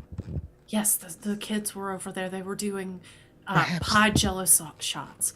Perhaps we should speak to those children. Perhaps they saw something. Oh, that's good thinking. Joan, you're very good with flower power. Do you think you could look into that crystal ball of yours and see if those children were over at the trailer? Oh, absolutely. Yes. Let's do that. I gotta go back to my car and get my crystal ball. It's okay. I don't need to finish the bake off. I'll go to my car. Well, we knew they were at the trailer, right? We saw them. Yeah, you saw him at the trailer when you walked up. Yeah, sure. Yeah. Y'all described that to me, so yeah. And you do, about this time, you hear the bell ring. The producer comes out, Heath, and starts shooing everybody onto set, getting everyone back together for round 2, biscuits. And it follows a similar kind of style. They give you, but this is a speed round because it's biscuits. Biscuits don't take very long to cook, right? Sometimes. Could we take maybe a 5 minute before we get to the biscuits? Us? Yes, absolutely. That is a good time to take a break for us as well. We'll be back after these commercial messages from our... Wait, we don't have any sponsors. What am I talking about? We got Johnson's catheter and colostomy bags. You know we're going to have to come up with a commercial for Johnson's catheters. Yeah, Well, we have the catheters. We just need the colostomy bags now. No, please. Oh, boy. Sounds like a bunch of shit to me. Oh, y'all are a mess. I never fixed the credits on this. I didn't have time to fix the credits slide. I'm gonna have to do that. But we'll be back after these few minutes, folks. Go grab some snacks. See you in a minute.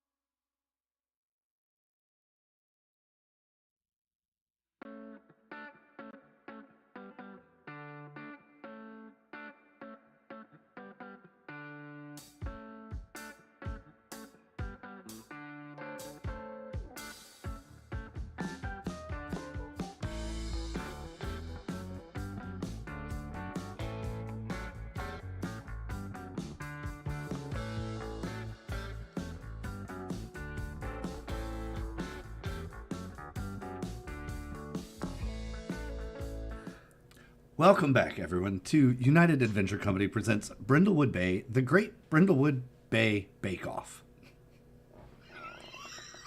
We had a very funny moment off camera, and we're all still a little choked up by it. Hey, we want to say thanks to our latest subscribers. Thanks so much for being a part of our show and our channel and our community. Thanks so much to both of you newest subscribers in the last 24 hours. We couldn't do this without your support.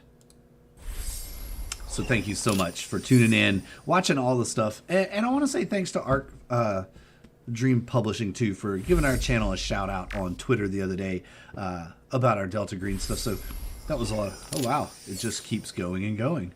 Wow. I only clicked it once, I promise. So yes, what's that noise? I don't see that coming up behind me. So thanks so much to Artura and SM Low for the subs. If you're enjoying this, watching it later or live, and are enjoying this stream, please make sure you like and subscribe so you get notified every time we go live, which is 4 times a week: Tuesdays, Wednesdays, Fridays, Saturdays. Tune in to watch all the various games that we play. Weird Dungeons & Dragons, Delta Green, more Dungeons & Dragons. But right now, we're kicking off Tales from the Loop for the summer. We'll be playing a campaign of Tales from the Loop. So tune in on, not this Saturday, but next for that one. And then next Tuesday night here at 8 o'clock for Weird. Jesse, I think that was a spicy ice cream sandwich you were eating there, wasn't it? You look like a little red. Are you okay? Hey, what? You look like you had a spicy ice cream bar there. Are you good to continue? You okay? Oh, I'm good. Okay. I'm good. Just looked a little spicy. You're a little red, so I just thought maybe it was one of those Tabasco ice cream bars. No, it was. Those are actually pretty damn good. Yeah, they are actually pretty good. I would eat like a case of those. You would probably have pretty bad indigestion. But also, thanks, Diamond, for the amazing hats and costuming tonight. You look fabulous. I really appreciate you getting in the spirit of the game. I've got a little butterfly pin. You do. I can't see it because it's down below Yeah. camera. But to LK also wearing the hippy dippy tie dye stuff. Thanks so much for getting in the mood. I got a heroin dragon on my shirt. Y'all, this is why we can't have nice things. See? Why do we only have 38 subscribers? This guy. Black tar heroin and Jesse. What? You know, if it was Jesse, though, we would probably have like 158,000 subscribers if it was just Jesse. So, no, thanks so much, y'all. I'm enjoying the heck out of this. This is a lot of fun to play. If you would like to play Brindlewood Bay, make sure you pick it up on Kickstarter next week when it comes out on Kickstarter. You can also pick up the PDF on Drive-Thru RPG. It comes with five mysteries that you can play through and solve. This is one that's kind of a middle tier mystery, complexity 7. It's a lot of fun. I'm really enjoying it. And I'm really enjoying the accents that I get to do tonight. They're a lot of fun. So thanks so much to everybody. Really appreciate y'all being here. With that, I think we're going to get into round 2, which is the speed round. Biscuits and gravy.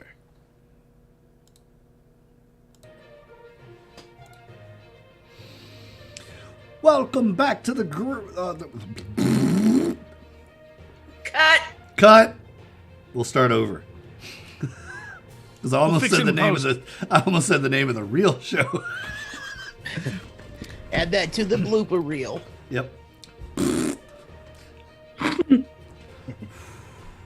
Welcome back to the Jolly Good Baking Show here in Brindlewood Bay, Massachusetts. So glad everyone could be with us today. It's round 2 with our contestants. We've already had one fall down to, let's say, an equipment malfunction. Yes, poor Melanie, her oven caught fire earlier. It's a shame, but you must be careful when you are baking with sugary things, as sugar is flammable, ladies and gentlemen. Yes, it is a combustible item and will catch on fire in your kitchen, so make sure you keep that sugar away from the flames. You know what I mean? All right, next up, ladies, is the biscuit round. Now, not biscuits like I like biscuits, biscuits like you like biscuits, because after all, we are in America. So, your favorite family biscuit recipes, please. You have 15 minutes. Begin. Nigel comes around. There is a bit of tension on the set, obviously, from Paul being missing. And everyone's kind of eyeballing each other, watching who's there, who's not there. You know, that kind of thing. And we'll start with last round's winner, Opal Johnson. What kind of biscuits are you making? It's so hard for me not to think of a biscuit as what you all call a cookie. What kind of biscuits do you have for us? Well, I believe I'm going to fix for you my cream biscuits. A creamy biscuit, you say, eh? Well, Yes.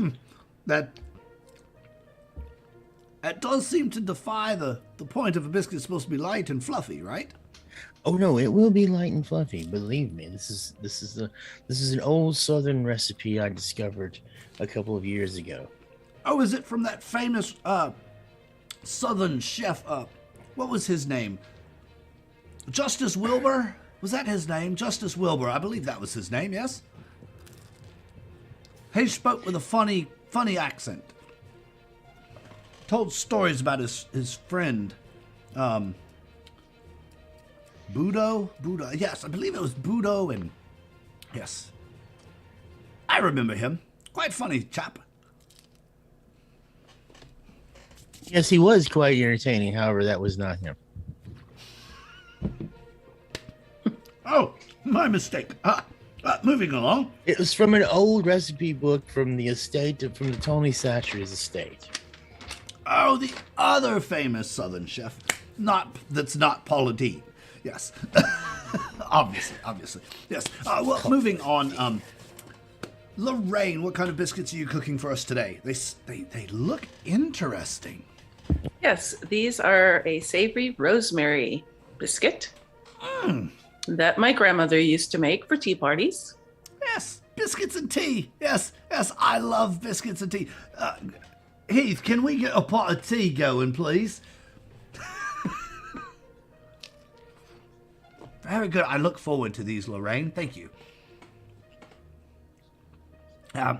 Joan, what kind of biscuits do you have? Are they... Wait, let me guess. They're vegan. Absolutely. Yes, they're vegan biscuits with gravy. So it's a Southern favorite, but it's made vegan. And instead of sausage, we use plant-based meat substitute. There's a specific brand that I use that has a special kick to it. Jimmy Dean? No. Real, like, plant-based.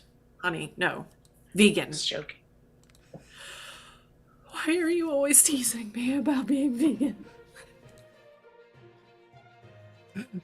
Oh boy. Yes, lovely. I look forward to those as well. Next up, we have Sally. Sally Shoemaker. What type of biscuits are you making? And Nigel is like, I can't wait to... Do you need some help kneading those biscuits, Sally? I'd love to get in and just work the dough, if you know what I mean. He's making the kneading motions. Well, I tell you what, you seen the effect gravity had on that bosom after all these years? You're going to be doing some kneading.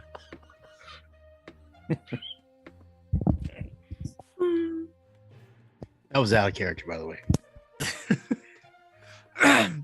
You knocked Billy out of focus. Uh-oh. That did it. We've lost Billy. Oh, yep, I'm done. That's it. Nigel is out.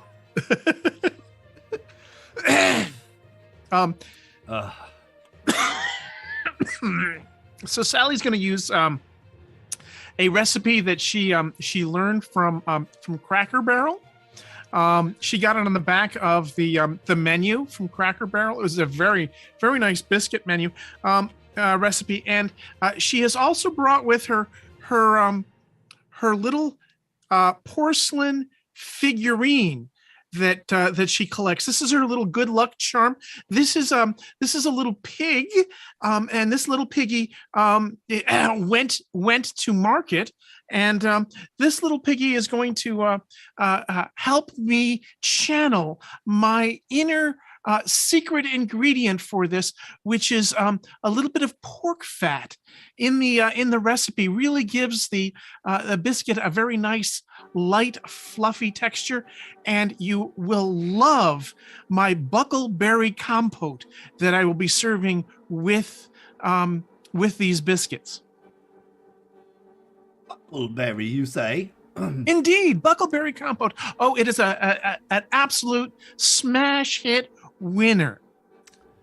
Fantastic. And as the camera pulls back from Sally, you notice there is a flower handprint on the very much inner thigh of Nigel's black trousers.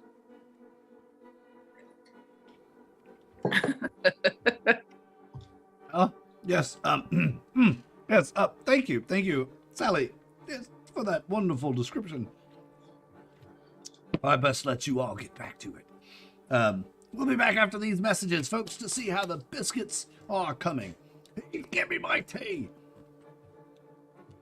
And a towel. Yeah. And the commercial is one of these life insurance commercials that talks about term life insurance and all of that stuff. No takers? I'll pitch that out there for anybody who wants to do a term life insurance commercial. Are you elderly? Do you have only a few more years to live?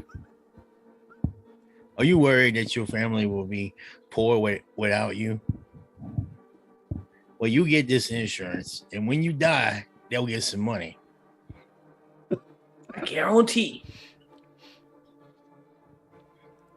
All right. Now A reverse Jones- mortgage might just help you out here too. Yes. All right. And the bell rings. 5, 4, 3, 2, 1. The red lights come back on. All right, Swing. Vegas. Only a few minutes left in round 2. Who will it be? Opal took the round 1. And who shall it be for round 2?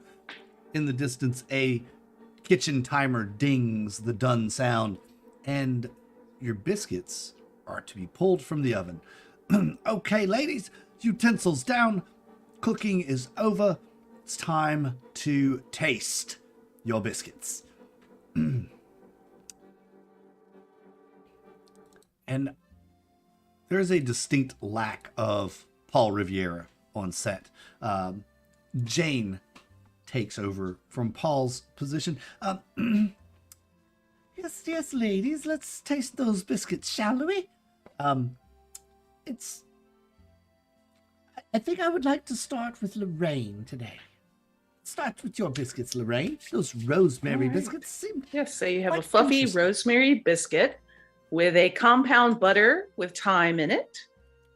And then some jelly, if you like, on the side that is lingonberry and honey. Now, are these supposed to be this fluffy inside? When I think of a thing like this, it's more of a flat, crunchy bit. No, it's not a British biscuit. It's a regular American biscuit. I guess I should say regular. This is an American biscuit. Wonderful. It's more like a cake, kind of. It is kind of cakey, yes. Timothy takes a bite as well. It should be buttery. It is quite moist, buttery. Yes, has that rosemary flavor as well. Yes, it's very good, very good. Interesting. Works best with tart jams like lingonberry and cranberry. Yeah. All right. For round 2 of the Jolly Good Baking Show, Joan, is Lorraine's biscuit a success or a disappointment? Oh, I can't even touch that. It's not vegan. It's herbs. Well, butter. Sorry. Yeah. Herbs is meat. I'm not going to use margarine. Just not going to do it. All right. How about Sally? Is Lorraine's biscuit a success? To be honest, I really wasn't expecting much from Lorraine in this competition, but looking at those biscuits, I didn't know she had it in her. I don't know where that recipe came from. I thought I knew all of her recipes. She is going to be a real contender in this show. She's definitely redeemed herself on this one. All right, Opal. Well, I think Speechless it's going again. to be good. I think it's going to be good. All right. All right. Nigel walks over and says, Sally, I believe you'd like to try I believe I would like to try your biscuits. Oh, I'm sure you would. Ooh. Go ahead and describe, if you will, your biscuits for us all. So you will see that these are an old family recipe. They've been called well, there was a song written about them. Perhaps you've heard it. It's called a rubber biscuit. Bow bow bow. Anyway, there is a fantastic song. It's a nice little ditty about a rubber biscuit. And the biscuits, well, they look rather dense. They break apart nicely into 12,000 unique layers. And then you will notice, oh yes, it takes lots of folding to get that just right. It's all in the wrist. I tell you, that's the secret. And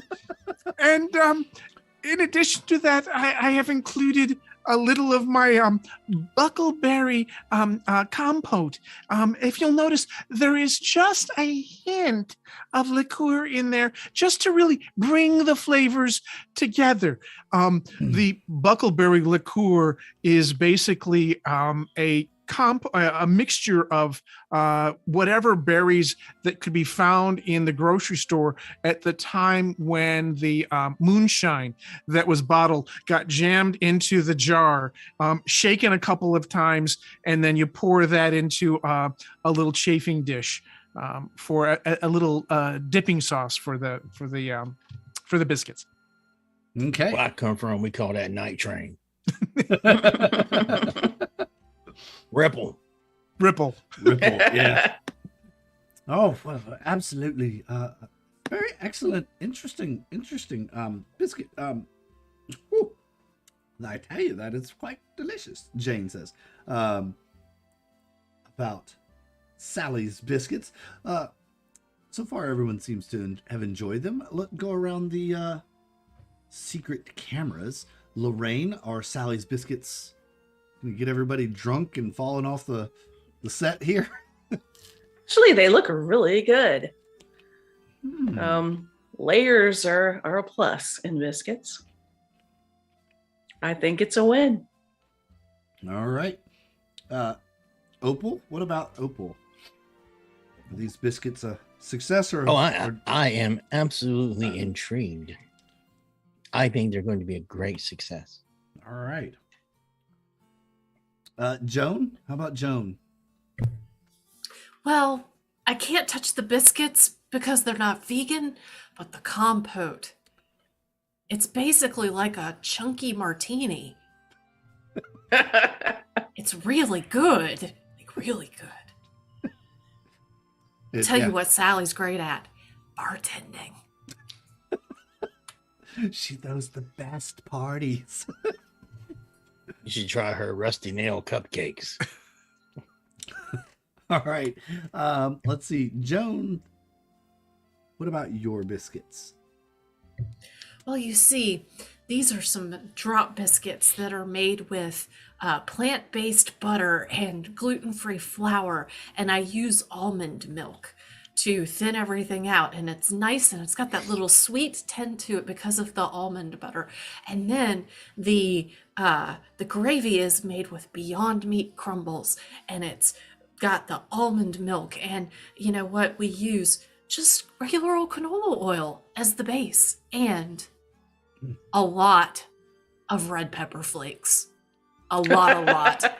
And you see these They're British judges 5 tablespoons of red pepper flakes.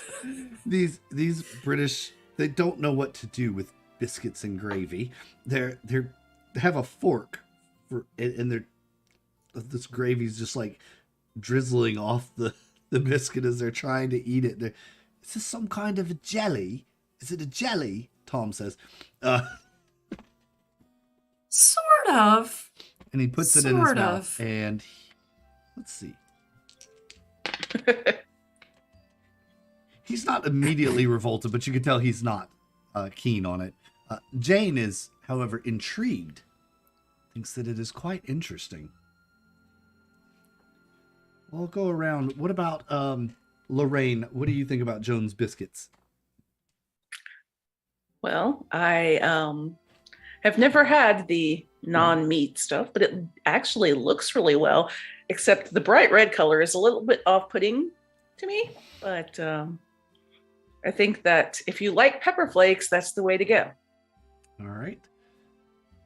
Opal, how do you feel about Joan's biscuits? Well, I think they are quite unique. Okay. Joan, thank you. Sally. Joan deviated from the recipe that she tried in practice rounds, and that recipe used a hemp oil seed or hemp seed oil that was really a spectacular addition. I don't know why she made the change here at the last minute, so I'm not sure about this particular recipe. All right. And it's time for Opal's biscuits. We've heard much about your biscuits, Opal. You're the champion of the pie round. Now, did you bring your biscuit game to that level? Well, as you can see, I chose to go with simplicity. I chose to break it down to just the basics, and I feel I accomplished that with my Southern cream biscuits. I think they have just the right amount of fluff, the right amount of moistness, a little hint of salt, and all you need to go with it is a little bit of this delicious Irish butter. Ah, yes, the Irish. Well, Ireland's in the UK, right?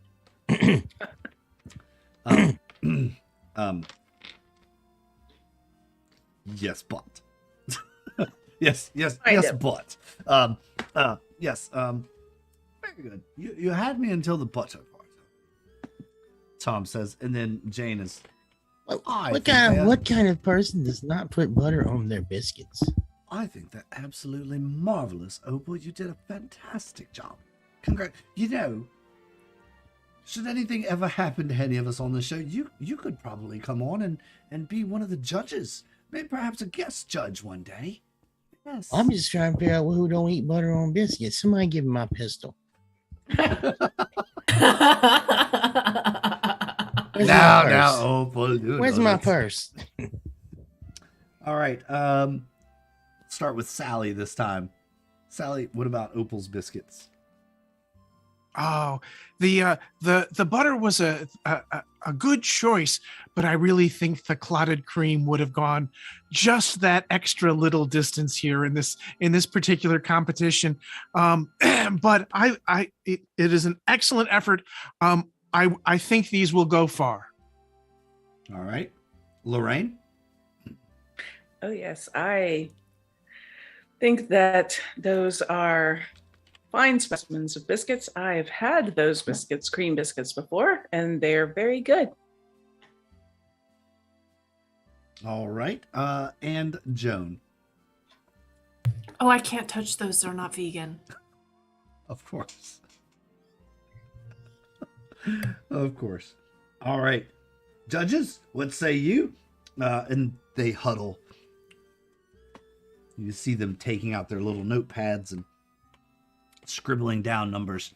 1, 2, 3, 4, 5. All righty. The judges' tallies are in, and it looks as if Lorraine has won this by just half wow. a point. Congratulations, Lorraine, as you have won the biscuit round. And I Thank you. personally thought your biscuits were the best. Thank you so much. Every lady, you did a great job. Prepare for the next round. After these messages, it shall be cakes. You will have an hour and a half to make your best cake. Think about it. Think about which cake you'd like to make. And makest your cake. We'll be back after these messages. And there's a cut in filming. And you are given a break for about an hour. For a meal break for the cast and crew to do what they need to do. What do you do with this hour of time?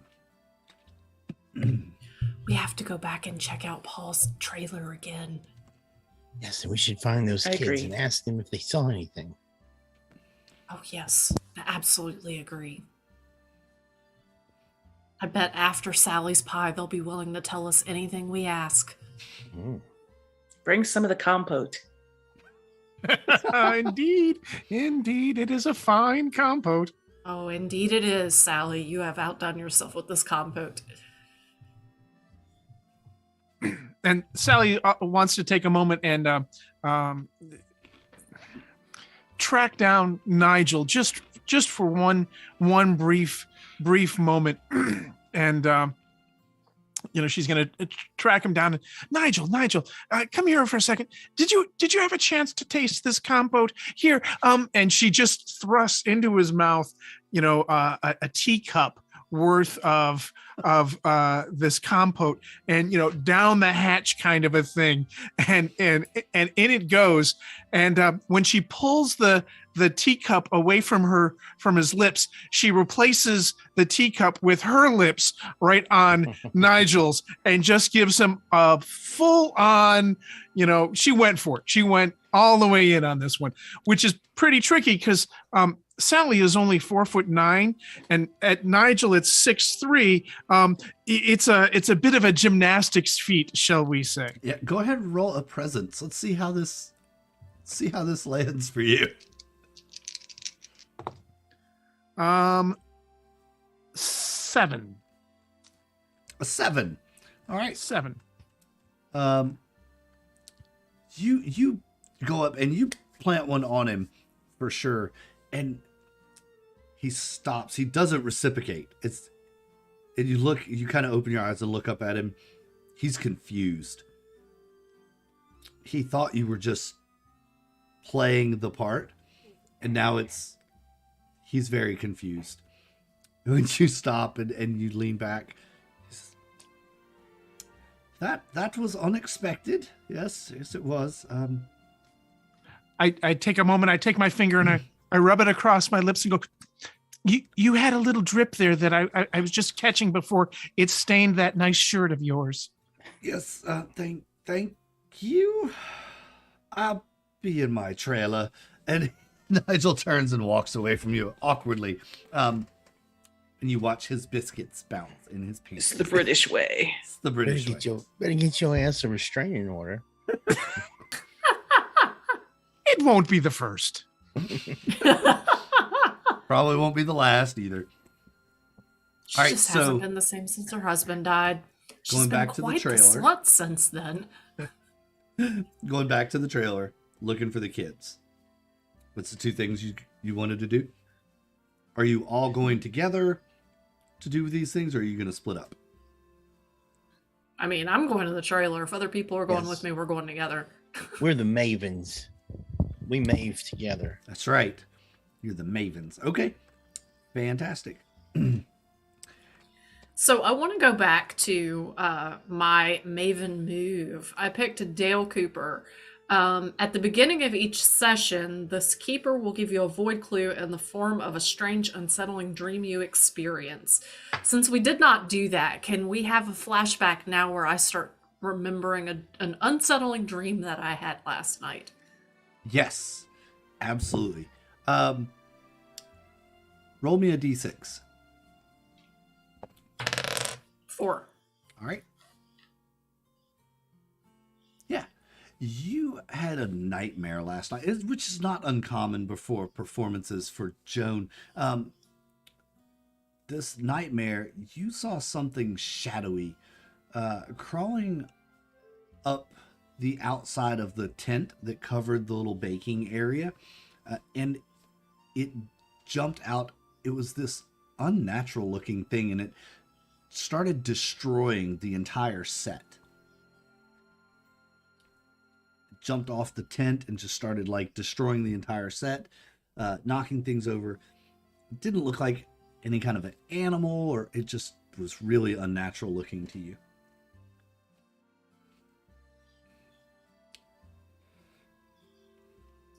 All right. I just remembered this dream I had, and then I tell everybody the dream I just had, or the dream I had last night that I just remembered. So, Oh dear. Joan, were you by any chance into the compote last night? Oh, no. Just my CBD oil, honey. That's it. Oh, for the arthritis. I understand. Oh, absolutely. Yes. And as you're walking out of the set, No, Joan, your dreams have proven to be prophetic in the past. Maybe this is another one. It's hard to say at this point. It really is. you're sharing this moment, and you walk off set, and you see that over in the parking lot by all of the trailers, you see all of the stars going in, or the stars and presenters going into their trailer. So Jane has a trailer, Sue has a trailer, Timothy has a trailer, and there's a tent set up as well, decorated like a little cottage that would be somewhere in the English countryside. You see all the other judges sitting in there as well. It has an American flair to it, though. So maybe what kind of things would you think English people would decorate to make things look American? What would that look like to y'all? An American flag. American flag. Yeah. Have McDonald's on it. Okay. Pinwheel. Yep, pinwheels. Okay, yeah. So there's this American flag atop, and there's pinwheels on all the corners that, on all the corner posts, and there's just tons of pinwheels. One of those wooden, whatever the hell they are, that spin around in the wind. Weather vane? No, just those little wooden. Oh, the jacket. little wooden things. Yeah, I got The you. whirly gigs. Really A good. Jack in the Box head on the antenna. Okay. Oh, and Bald eagle cut You know, out. from from Jack in the Box. You know. Yep. there are the plywood cutouts of the woman bending over and of the cowboy leaning against the garage with one foot up. Okay. And Those kind of things. Right. A deer head. And And that's when it hits you, Joan. That tent is the one that you saw that unnatural thing crawl out on top of and start destroying the entire set. Oh my goodness, ladies. That's the tent from my dream. We have to go look. And then I just make a beeline. I start power walking over that way. Little old lady power walking. Right on. Do y'all follow? Or stick to Absolutely. the mission? yes. All right, following over. You get over there and start investigating this tent. You've already described what it looks like. Jane is sitting in the tent by herself. She's sipping a cup of tea, eating some British biscuits, You see every once in a while she'll take a glass of water, swish it around, and spit it into a large bucket there, like she's cleansing her palate. No, Jane was the one whose pie was on fire. Mm-mm. She No, was the that other was Melanie. other judge. Yeah. No, Yeah, Melanie she was the vet. another contestant. Gotcha. So Jane is a judge. Then there's Timothy and Sue, who are presenters.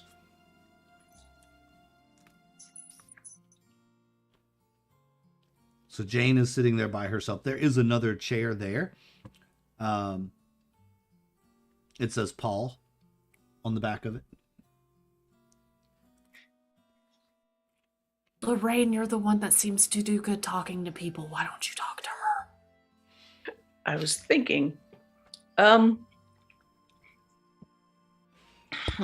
hello. We can go and give them our condolences. She's sitting there with her tea. She knows you're there, but she is not going to acknowledge you until you speak, right? Yes. So you say hello, and she, oh, hello. Are you lost, dearies? Oh no, we're just taking a stroll and noticed your tent. It's Yes, I guess very it is. interesting tent. You make a good point, though. It is my tent now. I don't have to share it with anyone. And she says this with a great smile. That is true. From a certain point of view. Has anyone else been around the tent? Was it always just you and Paul?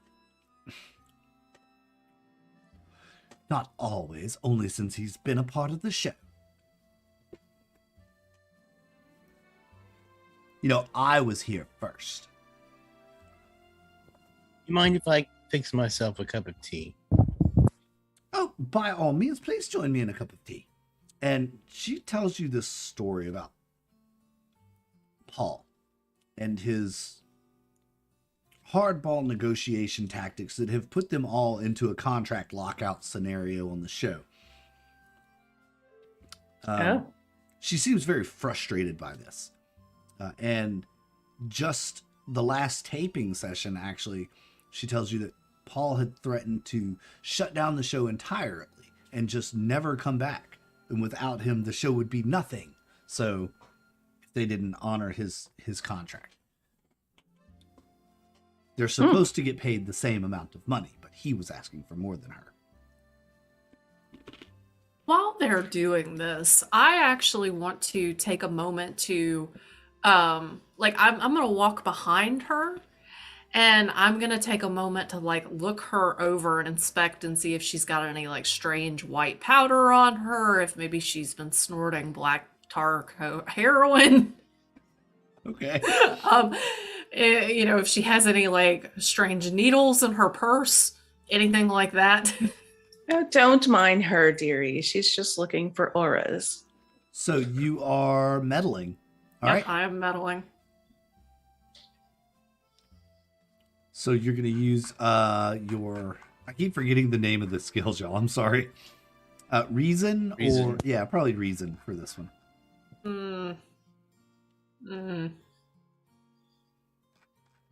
I will remind you that you can... Remember, on a lot of your rolls, if you don't make it, you can always put on a crown. That putting on a crown does allow you... Okay. Well, we'll see. Reason is my weakest link. Who would have guessed? So that's an 8, which is pretty good. Okay, so seeing as I have a -1 in reason. if you were to put on a crown, your roll would become a 10. Okay. So let's before you see. decide, let me narrate the scene before you decide whether you want to put on a crown or not. You don't have to decide until after I tell you what has happened. Then you can decide changing the whole narrative of the story. Well, it's an interesting mechanic in the game that allows us to explore alternate mystery determination. So, you look around and you see that her purse is completely closed up, latched up. You can't see in it. It doesn't look like she has any flour on her anywhere. You imagine that the makeup team would have spruced her up for the shot. Anything else you're looking for?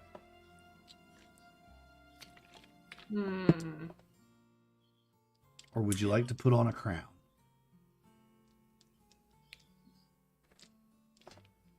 All right. You know what? I will put on a crown. Okay. So you put on a crown. It increases your die roll by 1 tier. So. All right. That becomes a 10, basically a 10 or 11 from your 7, 8, 9. Okay. So how does the Crown of the Void work exactly? Crown of the Void. Let me find it real quick.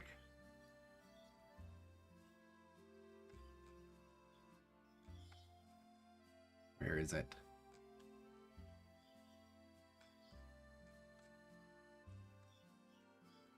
I think I went too far in the book. Sorry. I'm trying to find this. There we go. I think anytime you use the occult move, you have to check one of your... Only on a 7 to a 9. Let's see. I think that the Crown of the Void is only on a 7 to a 9 when you use your occult move. Okay. I think. But there is a... Where is the Crown of the... Gold Crown Mysteries? Theorize. And when you check all the Crown of the Void boxes, you're retired. no Yeah. longer in play. Oh. All right.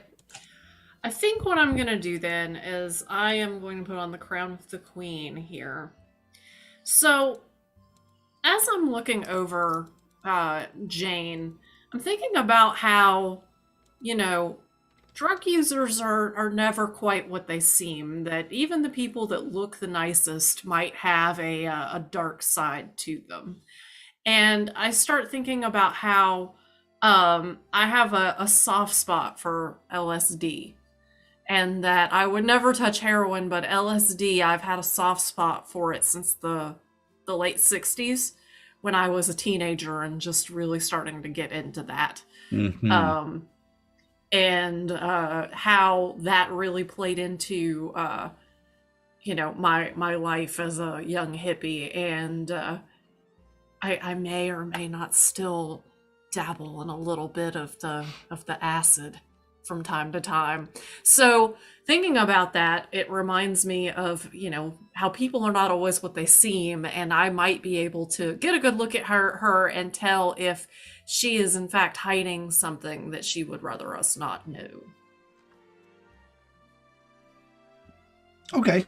Yeah, and with that 10, you kind of discover that in all of this, there is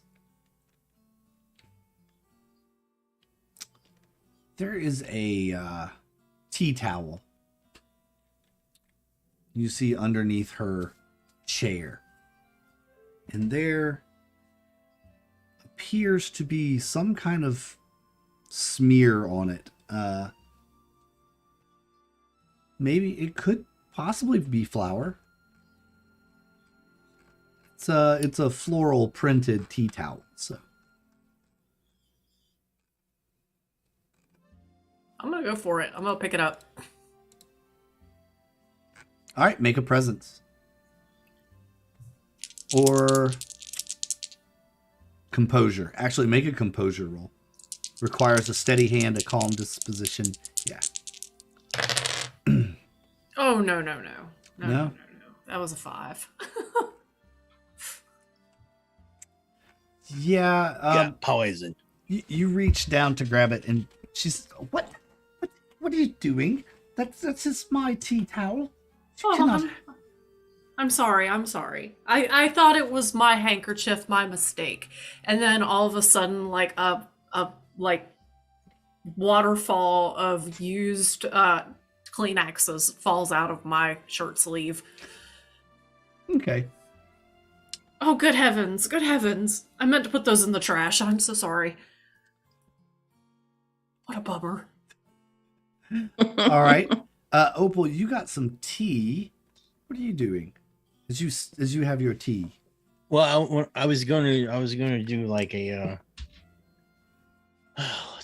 I was gonna do a meddling move when I sat down by her to examine her and look for clues. Okay. Are you sitting in Paul's chair? That's the only other Yeah. chair in here. Yeah. Okay. And there's a little table between them, teapot, teacup. Mm-hmm. You sit in Paul's chair. Okay. Yep. Go ahead and what kind of clue? What are you doing? Meddling move, you said? Yes, looking for a clue. All right. No. 6. Yeah, it looks like she's just sitting there having tea.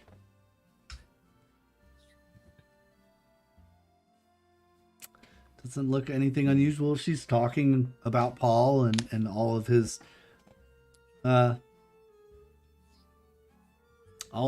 hard-headedness, basically. How about Sally? What is Sally doing? Sally's going to try a day move. So when I do something risky or face something I fear, name what I'm afraid of will happen. And if I fail or lose my nerve, roll with appropriate abilities. Okay, so what I'm going to attempt to do is I'm going to attempt to put my arm around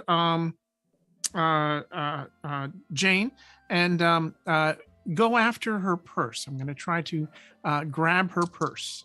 And All right. jack her purse. So that's going to be a composure. Okay.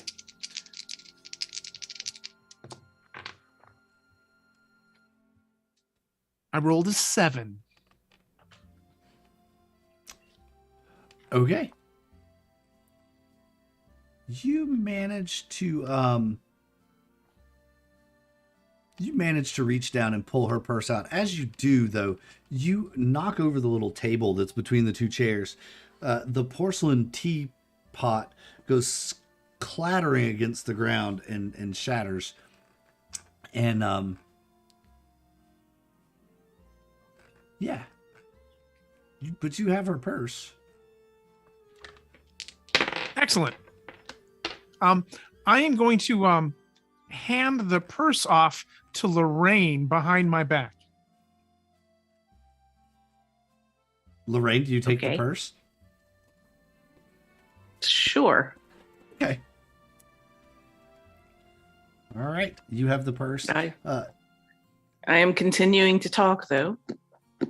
Yeah. What is Lorraine? I was asking if Paul was not trying to get raises for everyone, just himself. Oh, absolutely. He was so stubborn. He just wanted it all for himself. He was just. He wasn't a good team player, you know? He wanted it all for himself. But if he got a higher raise, wouldn't you be able to ask for one as well? Well, unfortunately, no, because there's only so much money from the sponsors. And once the money's gone, the money's gone. And he thought that he should get a bigger price. It's this whole, what do the young kids call it these days? The misogyny thing. He was all into that and thought he was better than me. I've been doing this much longer than he has. I was the face of this show before he came along. I should continue to be the face. I don't mind if we make the same. That's how long has he been here? I can't remember when he came on the show. Too long, if you ask me. Hmm. I think it was And sometime what after Scott happened? was. What happened? What? When? Where? Who? What? No, I was wondering who he replaced. Oh, that's the odd thing. See, he didn't really replace anyone. They just brought him in because they thought it'd be better for ratings if there were 2 judges. Ah, okay. Not sure.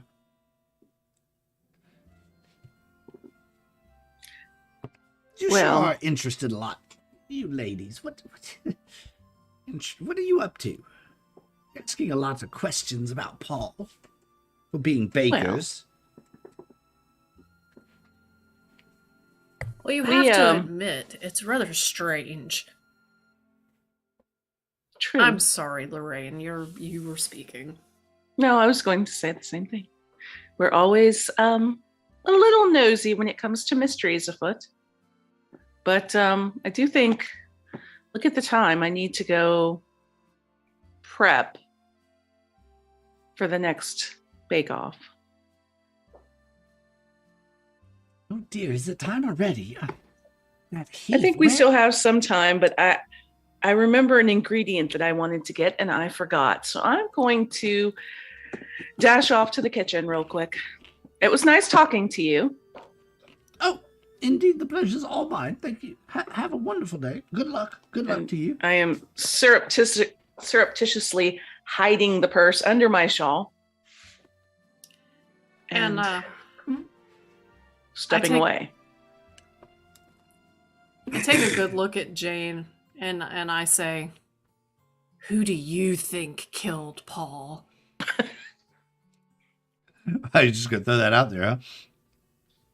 Well, lots of people on this set have had their run-ins with Paul. I'll just say that there's a lot of suspects around here. Do you think it was his wife?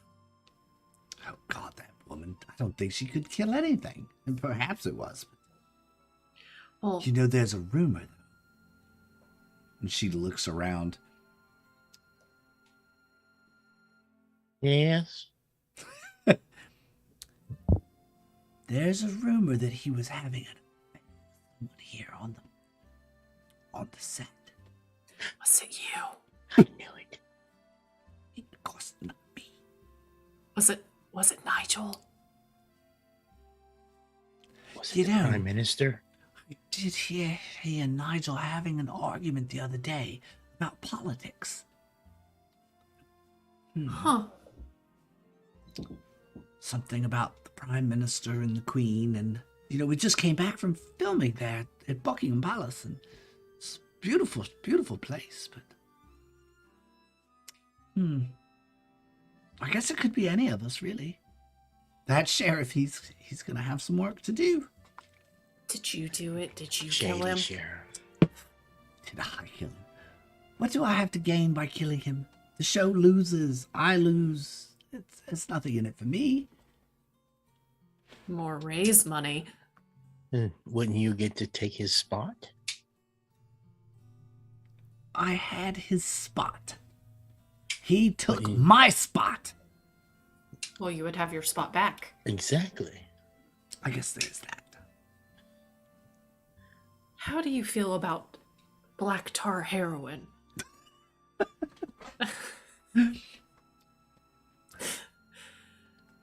if you ask me, those criminalistic elements have no place on this earth. Just a bunch of ragamuffins running amok.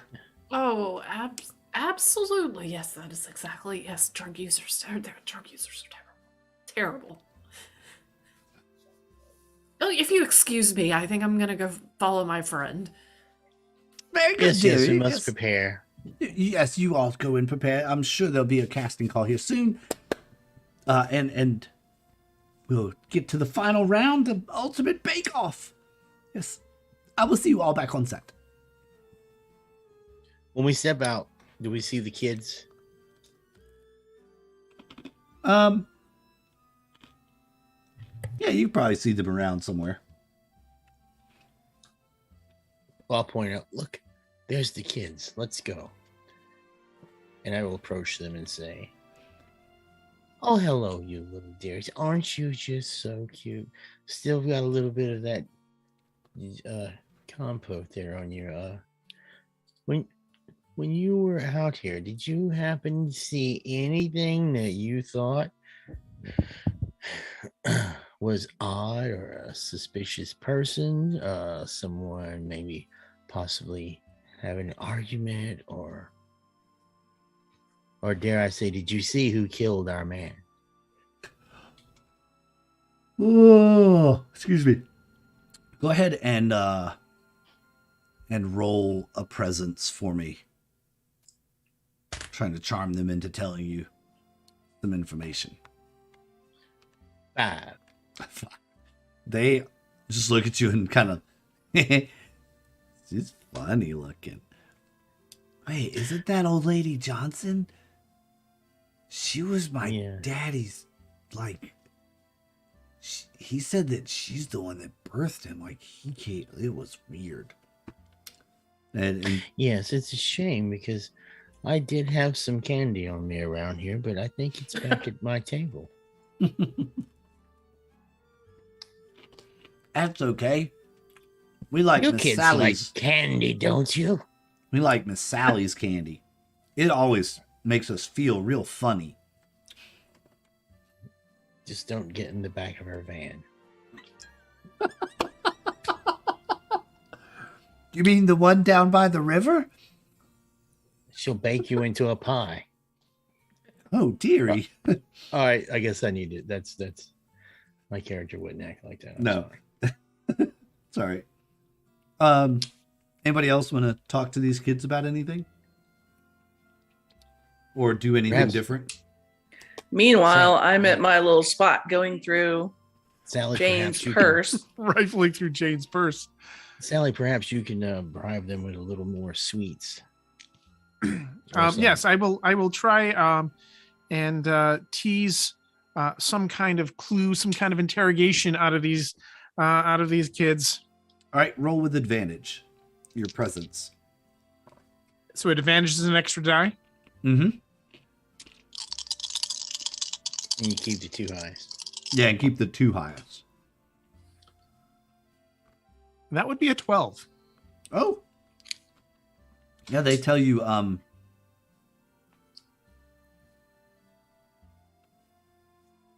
trying to find a good clue for this.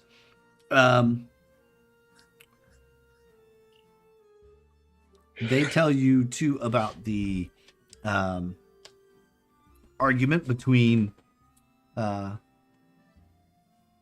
Nigel and Paul about the politics. And they also say that they saw a shadowed figure go into Paul's trailer. Looked like a woman, but it could have been a man. They don't know.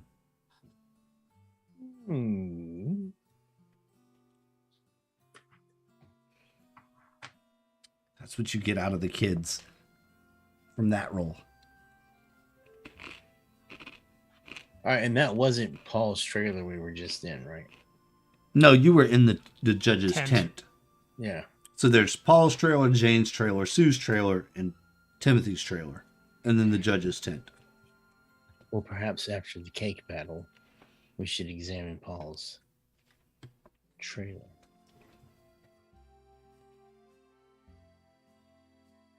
Dun, dun, dun. Dun, Dun, dun, dun, dun. dun. All right. Heath comes up to you and says, "Yeah, this is kind of strange. With Paul being dead and all, he's usually the one that comes out at the last, makes the big reveal, and we think this might just be a bit weird without him to do the final. I hate to say it, ladies, but it looks like this episode of the Great Brindlewood Bake Off may just have to end in a tie between pies and biscuits. You'll still get your pay, of course, for the whole show. It may not actually ever air because of this tragedy.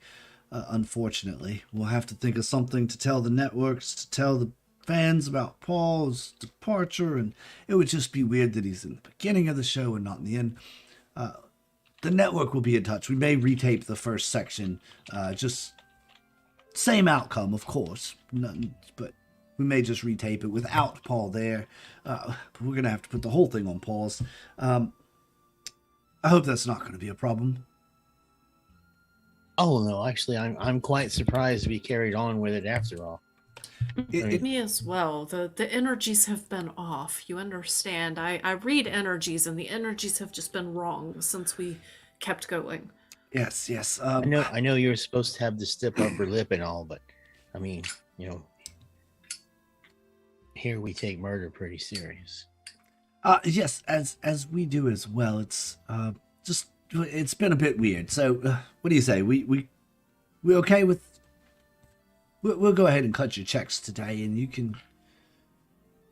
Or we can schedule a time to come back and redo the whole thing. It's just networks and travel, and we have a deadline. We have to get on to the next filming location anyway, and this is going to be slowing us down. And well, I just think you are nervous about going up against my chocolate and temperance cake. Me. Well, that one will be hard to beat, dear Sally. I know. And I am disappointed that I don't get to make my famed carrot cake that looks like a real carrot.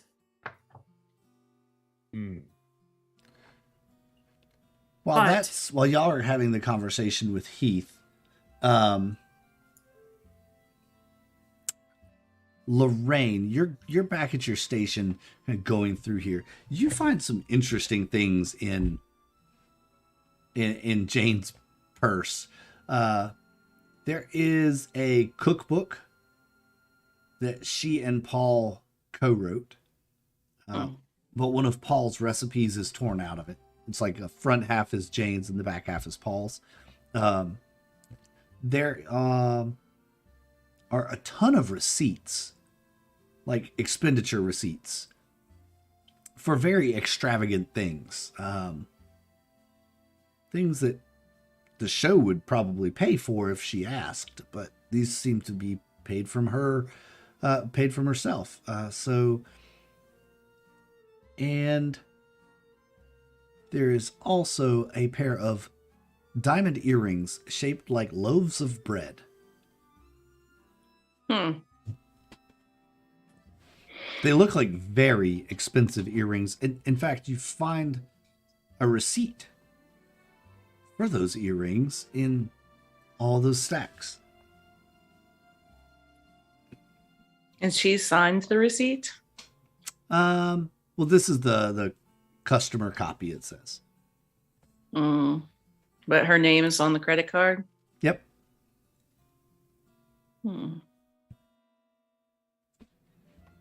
That's interesting.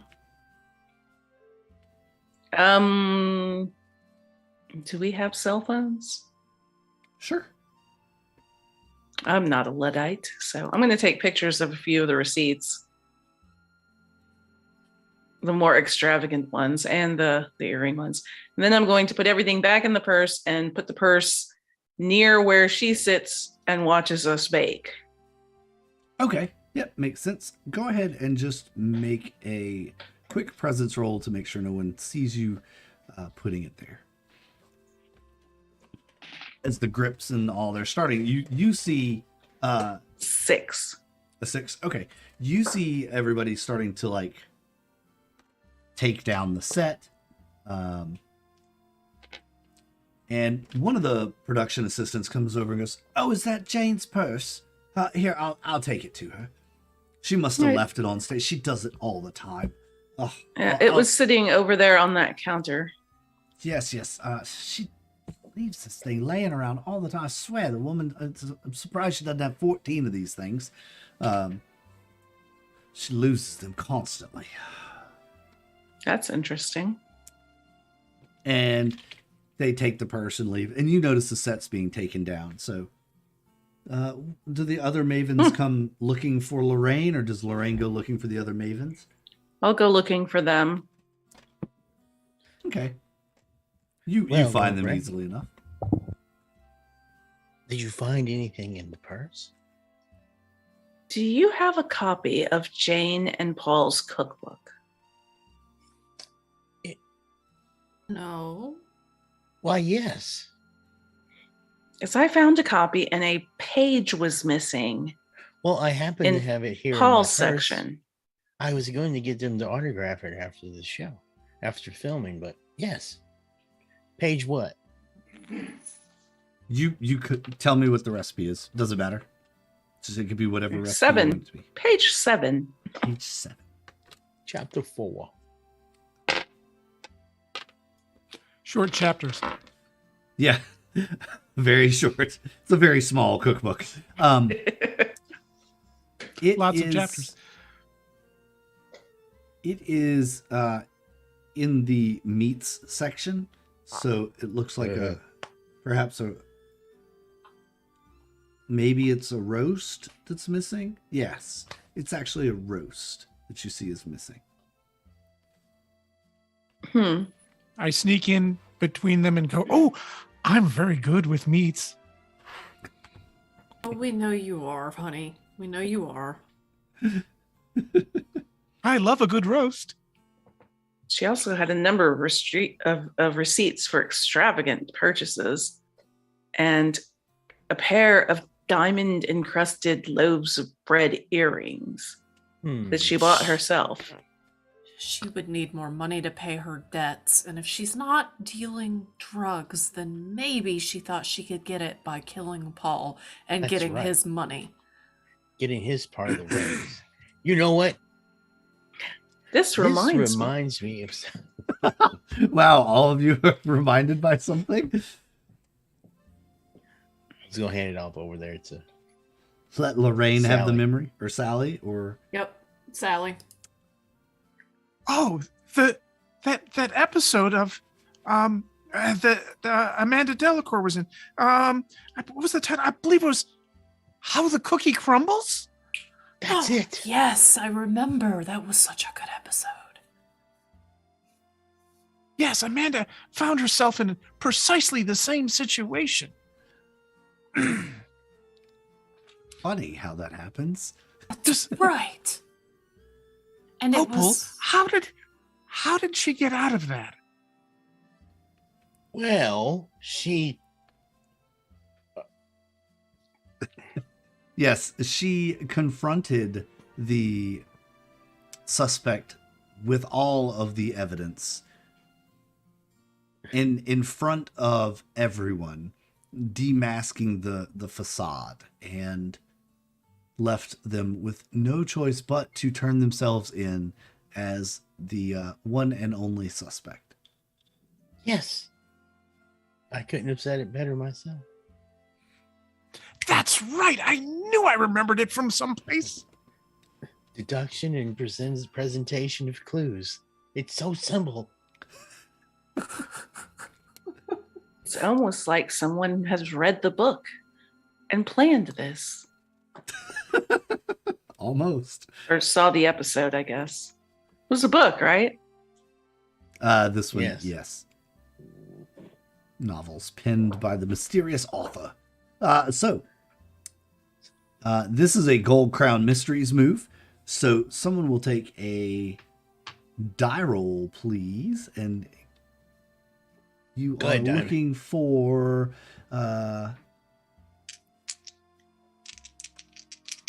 state a fact about the current situation that the keeper must incorporate.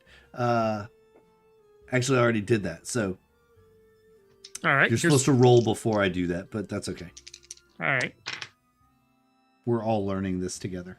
The roll is an 8. The roll is an 8. Yeah, I wouldn't have. Yeah. Let's see.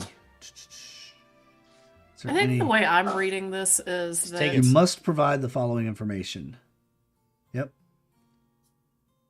Resolve this. Then take a 12 plus to a single relevant roll. Oh, so how do you read that? I read that to mean that we have a 12 plus in our pocket for a relevant roll later, so Yep. that we can Yeah. just say we rolled a 12 on Or- this. yep. Okay. That Right. makes sense. That makes sense to me. All right. What are you doing next then? Well, all clues seem to be pointing towards Jane. Would you say? Or the majority of the clues? That seems to be the case. She has the motive. Well, where was she when it happened? And what was this nonsense about the prime minister and some sort of an argument with Nigel? Well,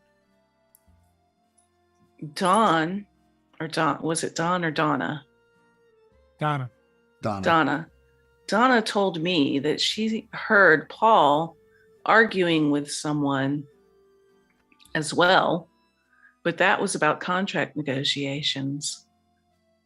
I wonder if he was arguing with Nigel about that as well. Man. Nigel's the host, right? Yes. Is he also a producer? No, he's just the host. Mm. Damn. Not me, your boy. He came out of you. Came Put from him you there. first. Anyway.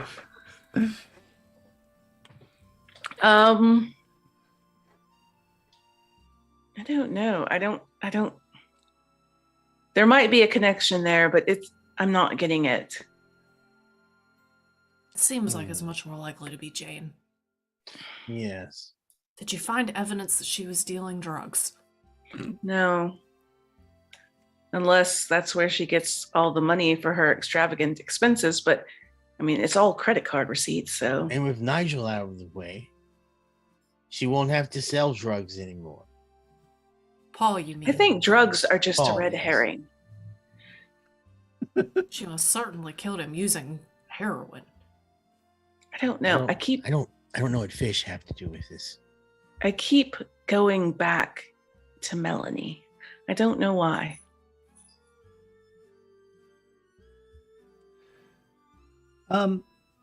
She left early. She didn't have to leave. She could have stayed and watched this. She left. That would have given her time to prepare. Whereas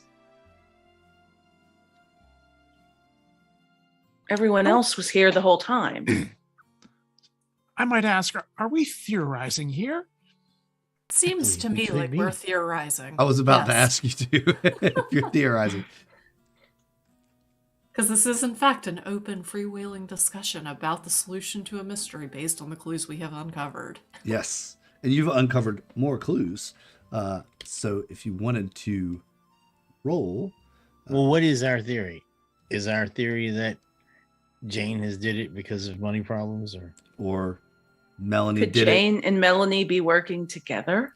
I will remind you of something that Melanie said earlier in the show, that her parents owned the sweet bakery in town until Paul opened a bakery in town. The chain I of totally Paul's missed- bakeries. Then I missed that part. Did you? Okay. I totally did not Well- make that connection. Yeah. Well, my mother had called and the game started, and I had. Yes. You may have saw my mouth moving, but I wasn't saying anything. She was Her on quote was, yes, it's true. My parents' bakery went out of business when Paul's bakery chain opened a location in Brindlewood Bay, but I won't hold that against him. I love the Jolly Good Baking Show, and I'm just so honored to be here. That was her introduction. Yeah, well, that would have I been think you're my right, first suspicion. Lorraine. I Yes. think that Jane and Melody worked together on this. Wait, was Melanie wearing a pair of red diamond earrings? I don't think so. No. But I think you're right, Lorraine. I think that's what's happened here. I So don't know. We're missing a key clue that would tie them together.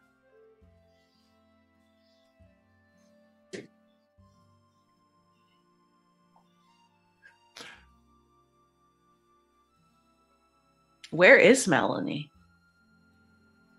You haven't seen her since after the sheriff questioned her. She left.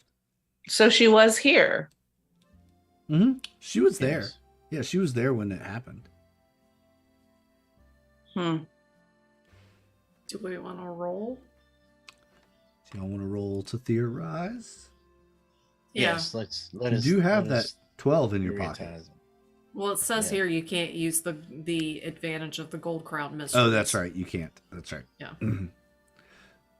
You have a total of 4 from before. You found diamond earrings. You found a cookbook.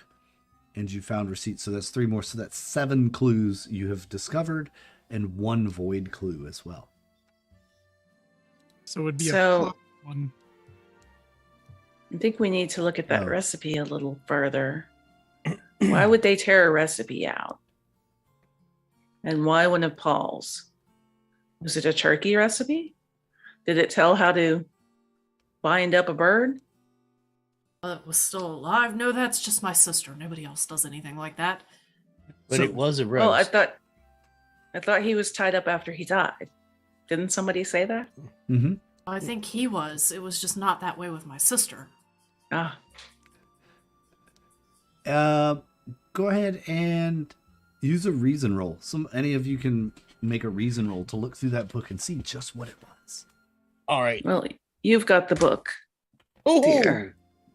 13.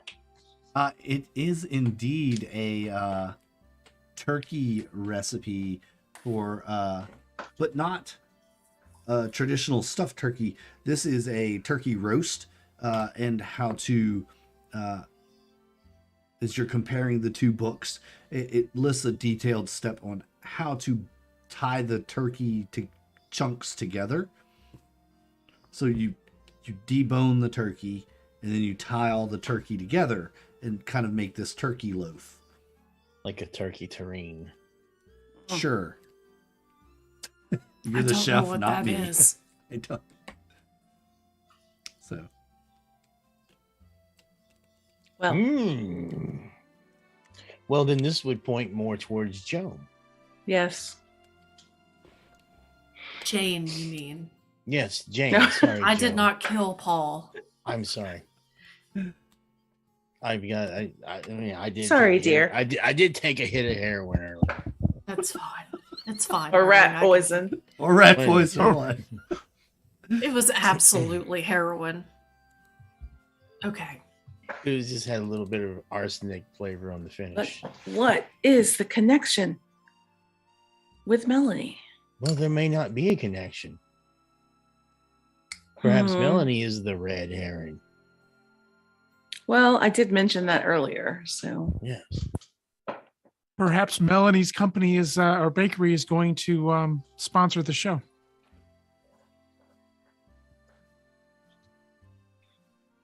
or maybe Jane is trying to pin it on Melanie. That seems likely. Dun, dun, dun. It's Jane. Is that your? She Jane? killed him with heroin that may have been rat poison and in a And with cloud. a cloud of heroin, Yes, rat poison combo. absolutely. That's what it was. It was. Oh a no, combo. we need to see what that stuff. Did anybody get any of that stuff? That's why I don't. Hmm? We don't have access to a crime lab, do we? Well, couldn't you go to the hospital? I don't work there anymore. I'm retired. You don't Might have be a little any. suspicious. Hey, I want to see if this is heroin. You Y'all don't have tell me any something. friends who work there? No, I don't have any connections in the government or anything like that. Well, I actually do, Really? but he only comes out at night. Let me go put some tape on the window. Well, Oh, your secret conspiracy buddy. Okay, yeah. That's a good idea. Yeah. I'll right. turn the light on. if he only comes at night, we'll be waiting here for a while. I was joking. I'm going to send a An invisible text message. You're going to use Hey, the iPhone has the invisible text message. the Don't secure laugh at me. messaging. You're going to use the secure messaging feature. To D, my informant, asking him to meet me in front of the beach at blah blah blah blah blah. Whatever Okay. What are the rest across of the you street. And this, of course, takes place off of camera. Right. Sure. You meet up, and are you asking him if this is actually heroin, or what do you? And we found this substance that we think was involved in the murder on set, but we can't figure out what it is. We've narrowed it down to heroin and rat poison, but you know. I said, oh yeah, those could be confused. Yeah. This could be kind of confused. I mean, a little bit. Yeah. Here, I know how to tell the difference though. I've been doing this a long time. And he does whatever you do to tell the difference. And so yeah. Give it to a rat. Yeah, wait 12 hours. Right. Well, that's the thing. Our theory is that he was poisoned in a cloud of flour and this stuff. So that would mean it would have to be fast acting. Oh, then why didn't you say it? Yeah, totally. It's got to be heroin then. If you breathe in heroin powder like that, it goes straight into your respiratory system, straight into your bloodstream. A very small amount can cause an overdose very fast and make your heart explode. That's right. You ain't see Pulp Fiction? Yeah, that's right. Snorted up some madman. All right. Their Well, thank you. Their eyeballs went funny. Can I keep this? Sure. Thanks. You're the best. You're the best, Lorraine. Thanks so much. Call me anytime, Please, okay? please do not tell your grandmother about this. About what? I don't know what you're talking about. And you see, he pulls a lighter out, a little spoon, and he starts Please walking off into the Go bushes. do that somewhere else. All right, thank you. So, yes, it was most what branch of the definitely government heroin. Does he work for? ATF. Yeah. All right. So yeah, that was definitely it. All right. Sounds like it's time to roll that theory of his eyes. That counts as another clue, though, right? Yeah. Sure. Well, I'll I give mean, you we another kind of clue. already had it, but Yeah, I thought that was a void clue based on the way the description of the move read. Yeah. So you have 7 regular clues and 2 void clues. Void clues don't count to your theorize roll. Just so you know. Can't use strange dreams and weirdos giving us hints as the basis to solve a mystery. All right. Theorize. All right, who Then it wants is to roll it? Jane. Roll I'll roll it. Oh, go for it. 8. And you have the... Do you want to use the 12 that you have in the... Oh, yeah. We can't, according to the. Oh, that's right. You Oh. can't use it on Gold Crown Well, Mysteries. Yep. damn you it. can't add that. Which do I use any of my abilities?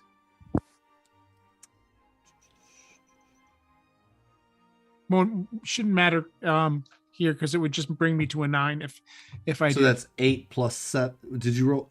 It's plus 7. I rolled on the dice. I rolled an 8. So that's a 15. 15. Right? And then minus 7 would put you back at an 8 because of the complexity of the... Indeed.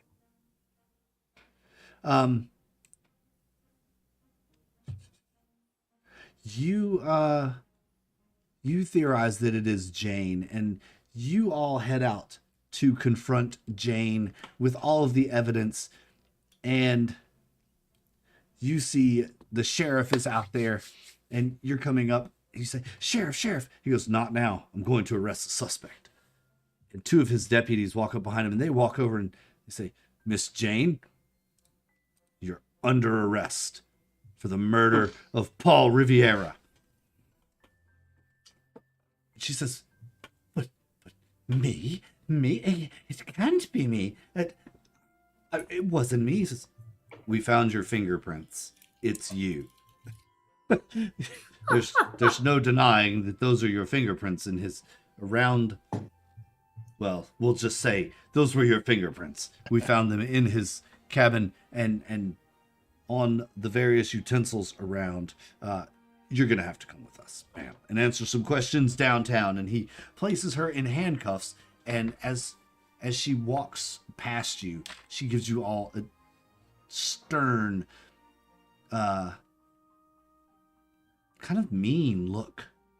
Like she knows it was you that tipped him off. Wasn't us. Wasn't us, but we knew it was you. We was coming here. We were coming here to put the yoke of guilt upon you. Odd that Dalrymple got it right this Yoke time. of guilt. Yeah, right. That's right. Dalrymple got it right this time. He on his usually own. gets it so wrong. I know. Gary Nipples is what I call him. Hairy nipples. What?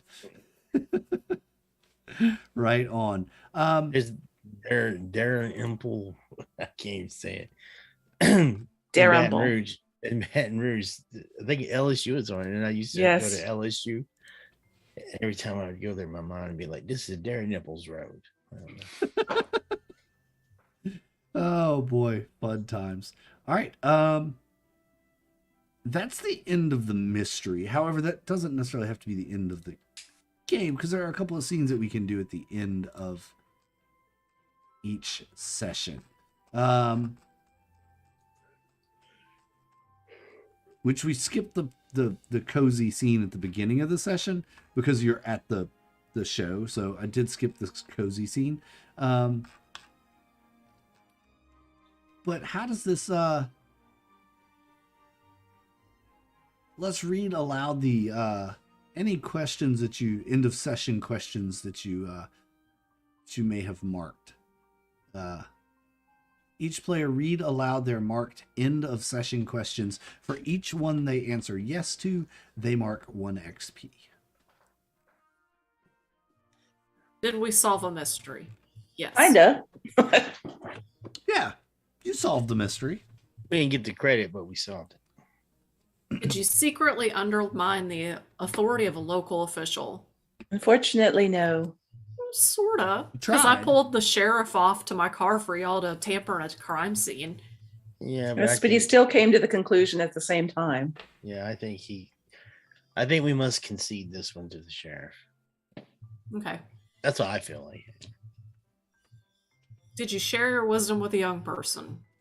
I did the opposite of that. I was gonna say, yeah. We gave a young person Jello shots. Does that count? You contributed to the delinquency of a minor. Yeah. I kind of feel like that's a no. Did you share a memory of a late family member? I did. You did. Yes. You did, yes. So you get 1 for that. What else? I'm not looking at a character sheet, so I Did don't have you the questions. behave like a woman half your age? Sally certainly did. Yes. I did. Yeah. I tried to, but I don't think I achieved. Nope. All right. Did you dote on someone? No. Sally did. I did. Sort of. She's gonna have some stink finger when she wakes up. Damn it, Jesse.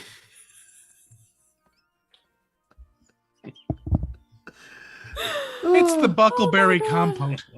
Yep. Getting those stains out is a difficult task. Did you show someone that you've still got it? Sally did. Sally I did. did. Yeah. Yeah. Her and Nigel.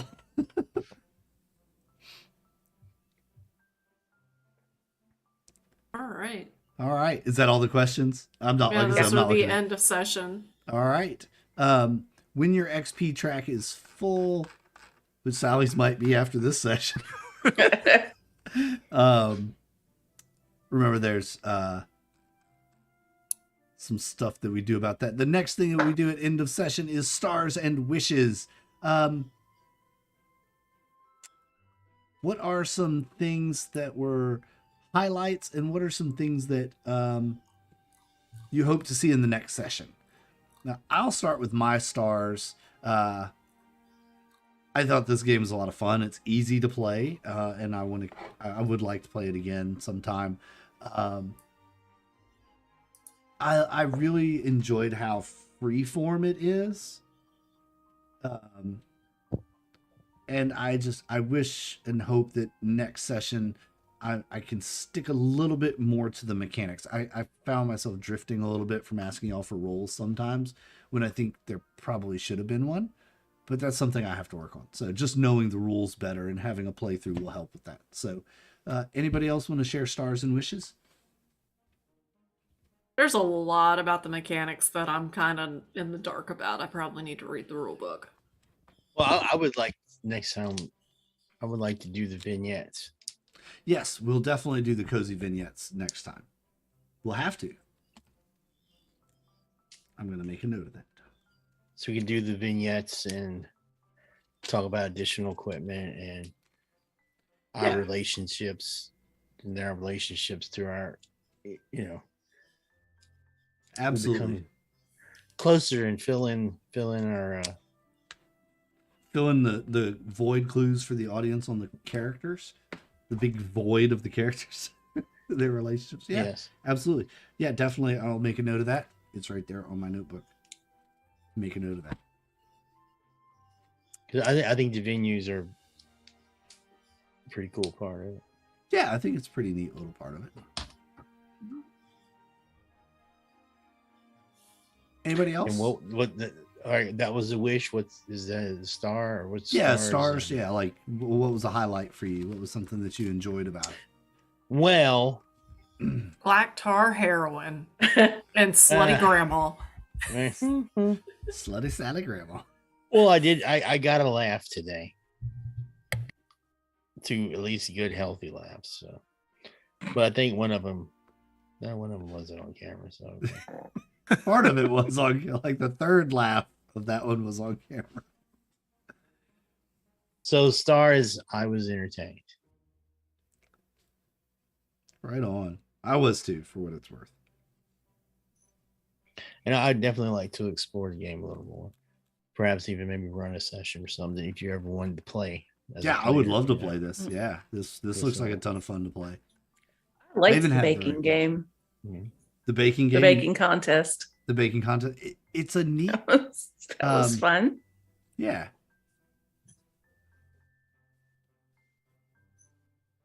But it wasn't vegan.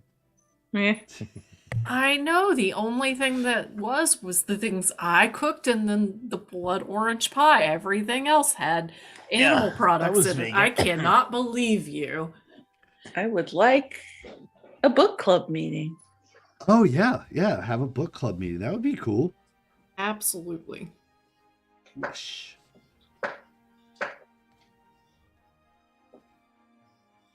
It's difficult to fit all of that in and solve the mystery and still have enough time to be able to tease out the mystery. In one session, it absolutely In is. one session, yeah. And I did kind of feel that, knowing that this is a one shot, and that's why I cut the baking competition short. Sure. Because we were short on time. So yeah, if it was a longer session or multiple sessions, yeah, there's definitely a lot more content, a lot more material, a lot more characters to investigate left in the story. Yeah. Absolutely. And this could probably go 2 or 3 sessions. Like this particular mystery, you could probably run for 2 or 3 3-hour sessions and have just as much fun with it. And also, I hope you didn't feel rushed through it. Not rushed. I felt like needed to try to stay focused and on task at trying to solve the mystery. Yeah. Okay. Fair you know, enough. it didn't allow for as many, squirrel moments. Yeah, in a 3-hour format. Okay. Exactly. Yeah. Good to know. So, multi/longer sessions. And mechanically, it's difficult unless your dice are really hot to knock it out of the park. I mean, your dice really need to be on your dice game in order to. Yeah, basically. Well, I think that you could get, like, if you I think, 'cause I didn't read all the way through the book because I didn't want to get but I think if you present it in such a way, the game master can give you advantage. You can be given advantage, disadvantage. Basically, anything above a 7 is a success. But there are tiers of success. So you might succeed, but something happens. Like when Joan went to pick up the purse or pick up the tea towel, only rolled a 6, you were caught, right? There was a complication added to it. When there was something else that happened. I know it was like a borderline success, but there was a complication added to it. It's a teapot. My kiss. The teapot, the kiss, actually solving the mystery, even. You rolled an 8. You solved the mystery, but there was a complication. When you went to apprehend the suspect, the police were already there. So... Damn him. It's... I like that there are tiers of success. But yeah, advantage can be given in... Putting on a crown isn't necessarily a crown of the queen or a crown of the void.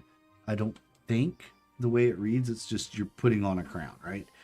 Once per session, you can say, I'm the queen here for a minute and put on a crown and re-roll that die. And I think when you do the vignette, you can get extra things to add to your cozy space as well. Yes. Yeah, your cozy space items that you can use. And when you use those items, they give you bonuses and things. So I'd like to explore it a little more. I think it's a really cool game and it's a really cool concept. I would like to explore it some more. Absolutely. So yes. Cool. Well, if 2 you're thumbs still up. Yeah, 2 thumbs up. Right on. Well, if you're still with us out there in YouTube land, thanks for hanging out with us for this session. No, we went a little longer than planned, but we're all still kicking. Tomorrow night, be back here, same bat time, same bat channel for Merkberg at 8 o'clock tomorrow night. That's in... we'll have several people playing that. I will not be hosting the stream tomorrow night. I know, right? Wild. Lord Thorin will be hosting the stream for you all tomorrow night. So I will be watching and participating in chat, but I will not be hosting the stream. I'm taking the night off. And I appreciate Lord Thorin's stepping up to do that. Thank you so much for helping out on hosting the streams. Again, thank you to our new followers. We appreciate you both for tuning in and subscribing to the channel. Make sure that if you're watching this, you subscribe as well. And click the links down in the description below. Make sure you like the video and follow us over to the Discord and follow us over to the Patreon, where you can give us your support and financial contribution that helps this channel grow, buys modules, support the cast and crew, get us some cool little props so we can all be as cool as Diamond with his awesome costuming tonight. That's going to do it for us. I want to say thanks to our Patreon members, our supporters, Nathan, Aaron, Richard, Two Wolf Design, and Lord Thorn. Thank you so much for your Patreon support, and to all of you out there. We love you all very much. This has been Brindlewood Bay, the great Brindlewood Bay Bake Off on the Jolly Good Baking Show. Thanks everyone for tuning in. It's been a wonderful night. We will see you next week when we come live from Dayton, Ohio, We'll be there. See you next time. Good night, everybody. Woohoo!